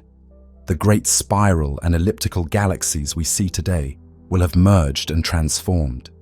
Star formation, which requires dense clouds of gas, will slow and eventually cease as those clouds are used up or dispersed. The remaining stars will age and die without replenishment. The cosmos, now so full of glittering galaxies, will grow darker and quieter. The last stars to shine will be the low-mass red dwarfs. These tiny fires burn their fuel so slowly that none have died yet in the current age of the universe. A red dwarf with just a fraction of the sun's mass can fuse hydrogen not only in its core, but throughout its churning interior, eking out its fuel with extreme thrift. Some red dwarfs are expected to live for trillions of years. But even their time will come. Eventually, even the smallest stars will exhaust their hydrogen. Unlike the sun, a red dwarf may not become a red giant in a dramatic flourish. It lacks the mass to ignite a shell of helium in a grand expansion. Instead, when a red dwarf finally runs out of fuel, it will quietly contract and heat up, turning into a hotter blue dwarf stage, according to theory, then gradually cool and fade.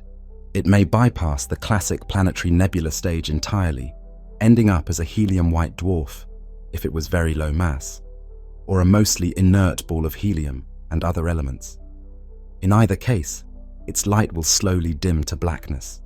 Because the universe is not yet old enough, we have never seen this final stage of a red dwarf, but we know it must happen. In that far future, galaxies will be populated mostly by stellar remnants, white dwarfs, neutron stars, black holes, and perhaps a few slowly cooling red and brown dwarfs. The fading of all stars will usher in the so-called degenerate era of the universe. Picture the cosmos at that time.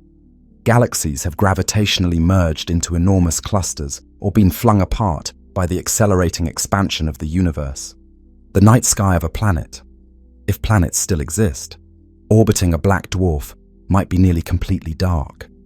No new stars twinkle, only the occasional flicker of a distant supernova from a galaxy still having a last gasp of star formation, or perhaps the weak glow of a sparse constellation of fading red dwarfs. Over exceedingly long times, even those faint lights will wink out. The universe will become a quieter place. Gravity will continue to sculpt the fates of these remnants. In galaxy cores, more black holes will merge and grow. Some stray white dwarfs or neutron stars might collide, producing one last supernova or kilonova here and there, a final cosmic fireworks to break the deepening night. For instance, two orbiting black dwarfs, the end states of most sun-like stars, might eventually inspiral and merge due to gravitational wave emission, creating a brief flare of energy or even igniting a strange supernova if they somehow fuse into a new massive object. Or, as speculative physics suggests, in an unimaginably distant future, quantum tunneling could cause heavy elements in an extremely cold white dwarf to undergo fusion, triggering a so-called black dwarf supernova. If this happens, these would be the last dazzling blasts of the universe, silent, forlorn sparks as the cosmos sinks into dormancy. As time stretches on, if our understanding of particle physics is correct, protons, the hearts of atoms, might be unstable over stupendously long timescales. If proton decay is real, then given enough time, even the matter comprising the dead stars will dissolve. The solid iron in a black dwarf, the neutrons in a neutron star, all could eventually decay into lighter particles, turning the remnant entirely into radiation and perhaps leptons, like electrons and positrons. If protons don't decay, then these remnants might persist essentially forever, but even then, they won't shine or significantly interact. They'd be eternal dark monuments. Black holes, the last truly gravitationally bound structures, also have their own endgame.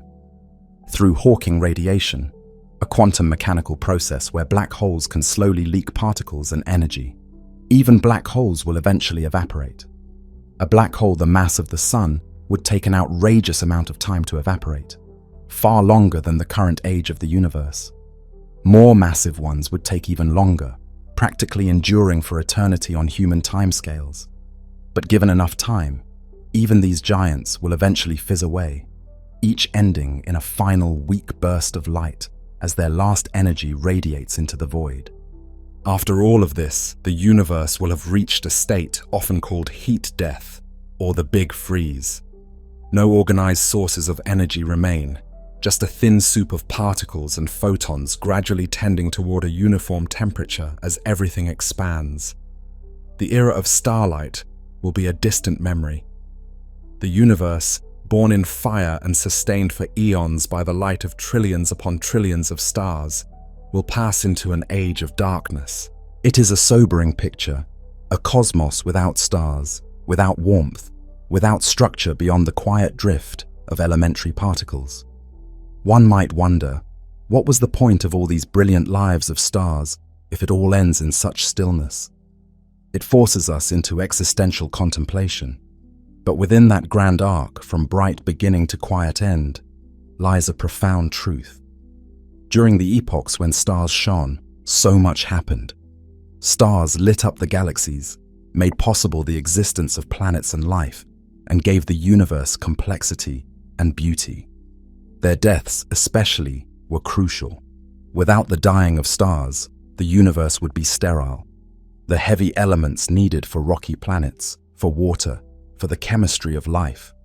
None of those would exist without supernovae and kilonovae. Dying stars seeded the universe with diversity. We are made of stars. We ourselves are living proof of the productive value of stellar death. Every one of us is made of stardust.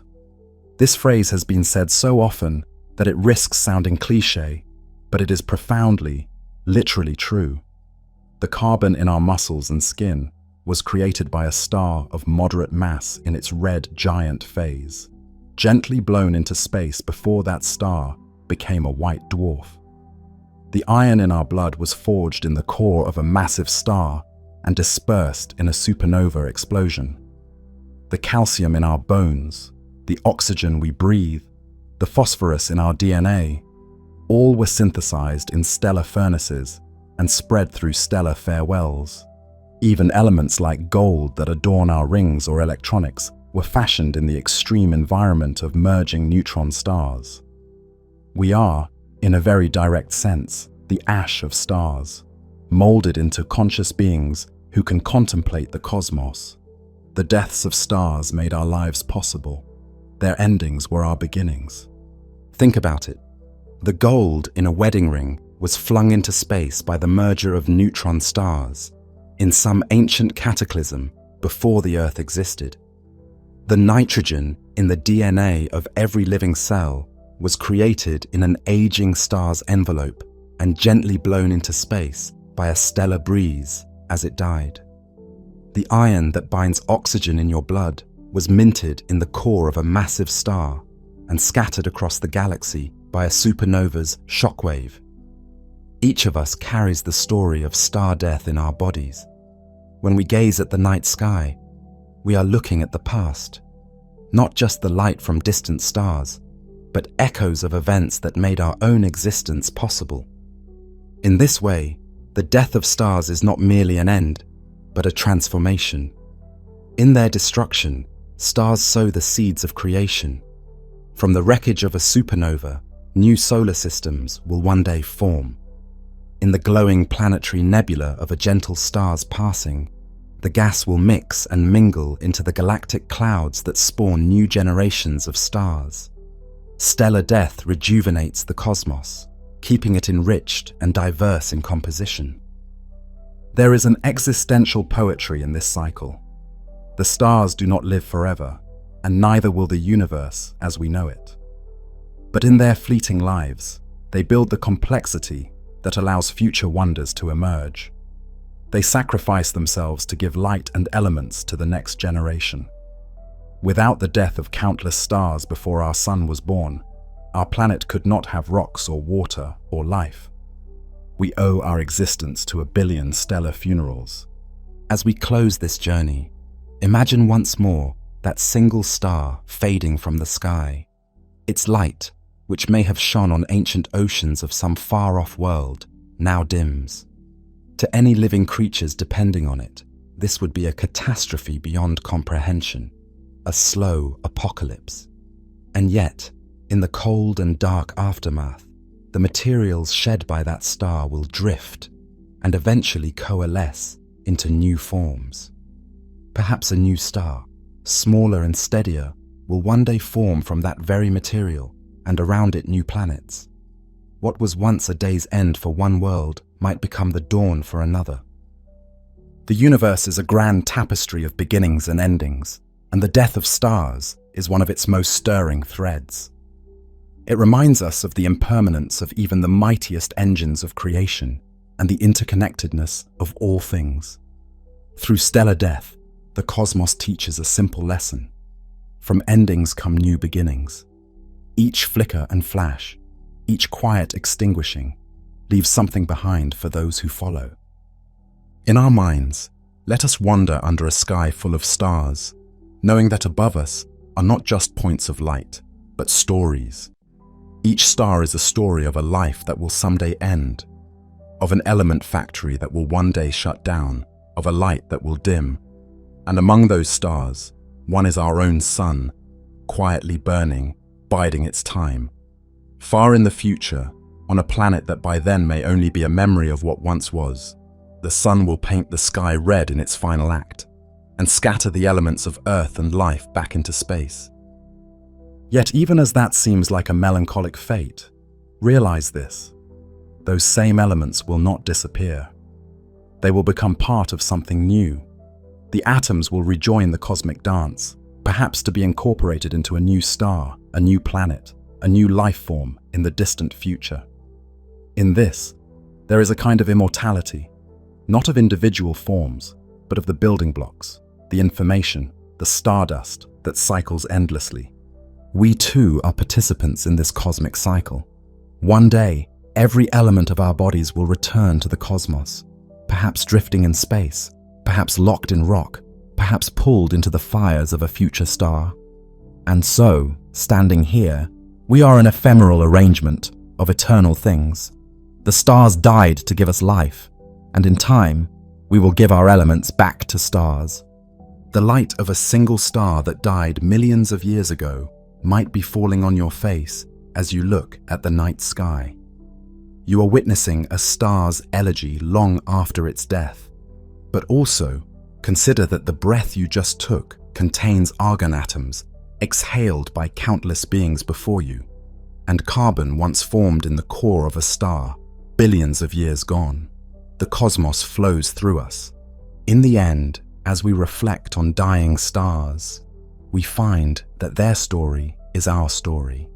A story of creation and annihilation, of despair and hope, of an endless cycle in a universe that itself may one day fade. It is a story that evokes humility and wonder. Humility in the face of the vast timescales and forces at play. and wonder at the fact that we can be here, pondering it all, products of the very phenomena we seek to understand. Every dying star whispers to the universe, I was here, I shone, I mattered, and I matter still, for I give of myself so that others may shine. In the grand darkness that will eventually engulf everything, the echoes of their light and the material they spread will be the legacy they leave behind, just as we hope in our brief lives to leave some legacy, some influence on the future. So the next time we look up at the stars, let us not only admire their present glory, but also honor their fate. They will perish, as all things do, but from their sacrifice comes the possibility of new light, new worlds, new wonders. In the death of stars, there is both the tragedy of an ending and the seed of creation. We journeyed from the gentle dimming of a single star to the cataclysmic collision of stellar remnants, across eons and into futures far beyond human imaginings. And through it all runs a common thread. In each finale, there is a quiet grace or a violent flourish that ensures the cosmos is never left unchanged. The dying star is not just an endpoint, it is a catalyst. As we conclude this cosmic tale, let's hold on to the image of starlight slowly fading, and then remember that even as it fades, somewhere else, perhaps due to that very fading, a new light will eventually spark. We are connected to those moments. We are the universe witnessing itself, understanding itself in bits and pieces. Our narrative ends where it began, with the light of a single star. Once upon a time, a star lived and died so that, much later, we could exist and ask why. One day, our sun will die, and from its death, new possibilities will arise that we cannot foresee. This knowledge is not cause for fear, but a gentle reminder of our place in a vast, ever-changing universe. Under the same cosmic sky, generations to come may tell the story of the star that gave them life, just as we tell the story of those that gave us life.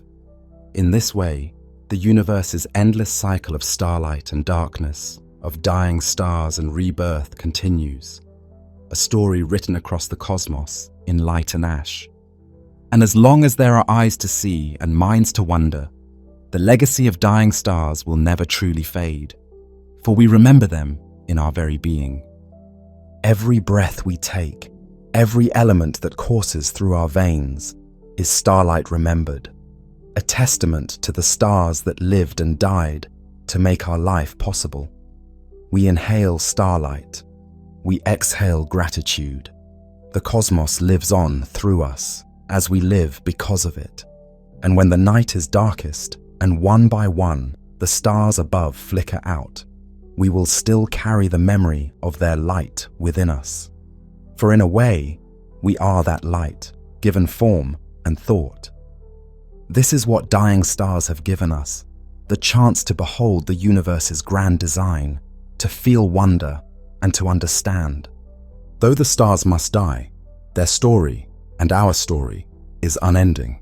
In our atoms, in our hearts, in the endless chain of cosmic creation, the light of the stars lives on. We are, all of us, starlight remembered, shining long after the source has gone out.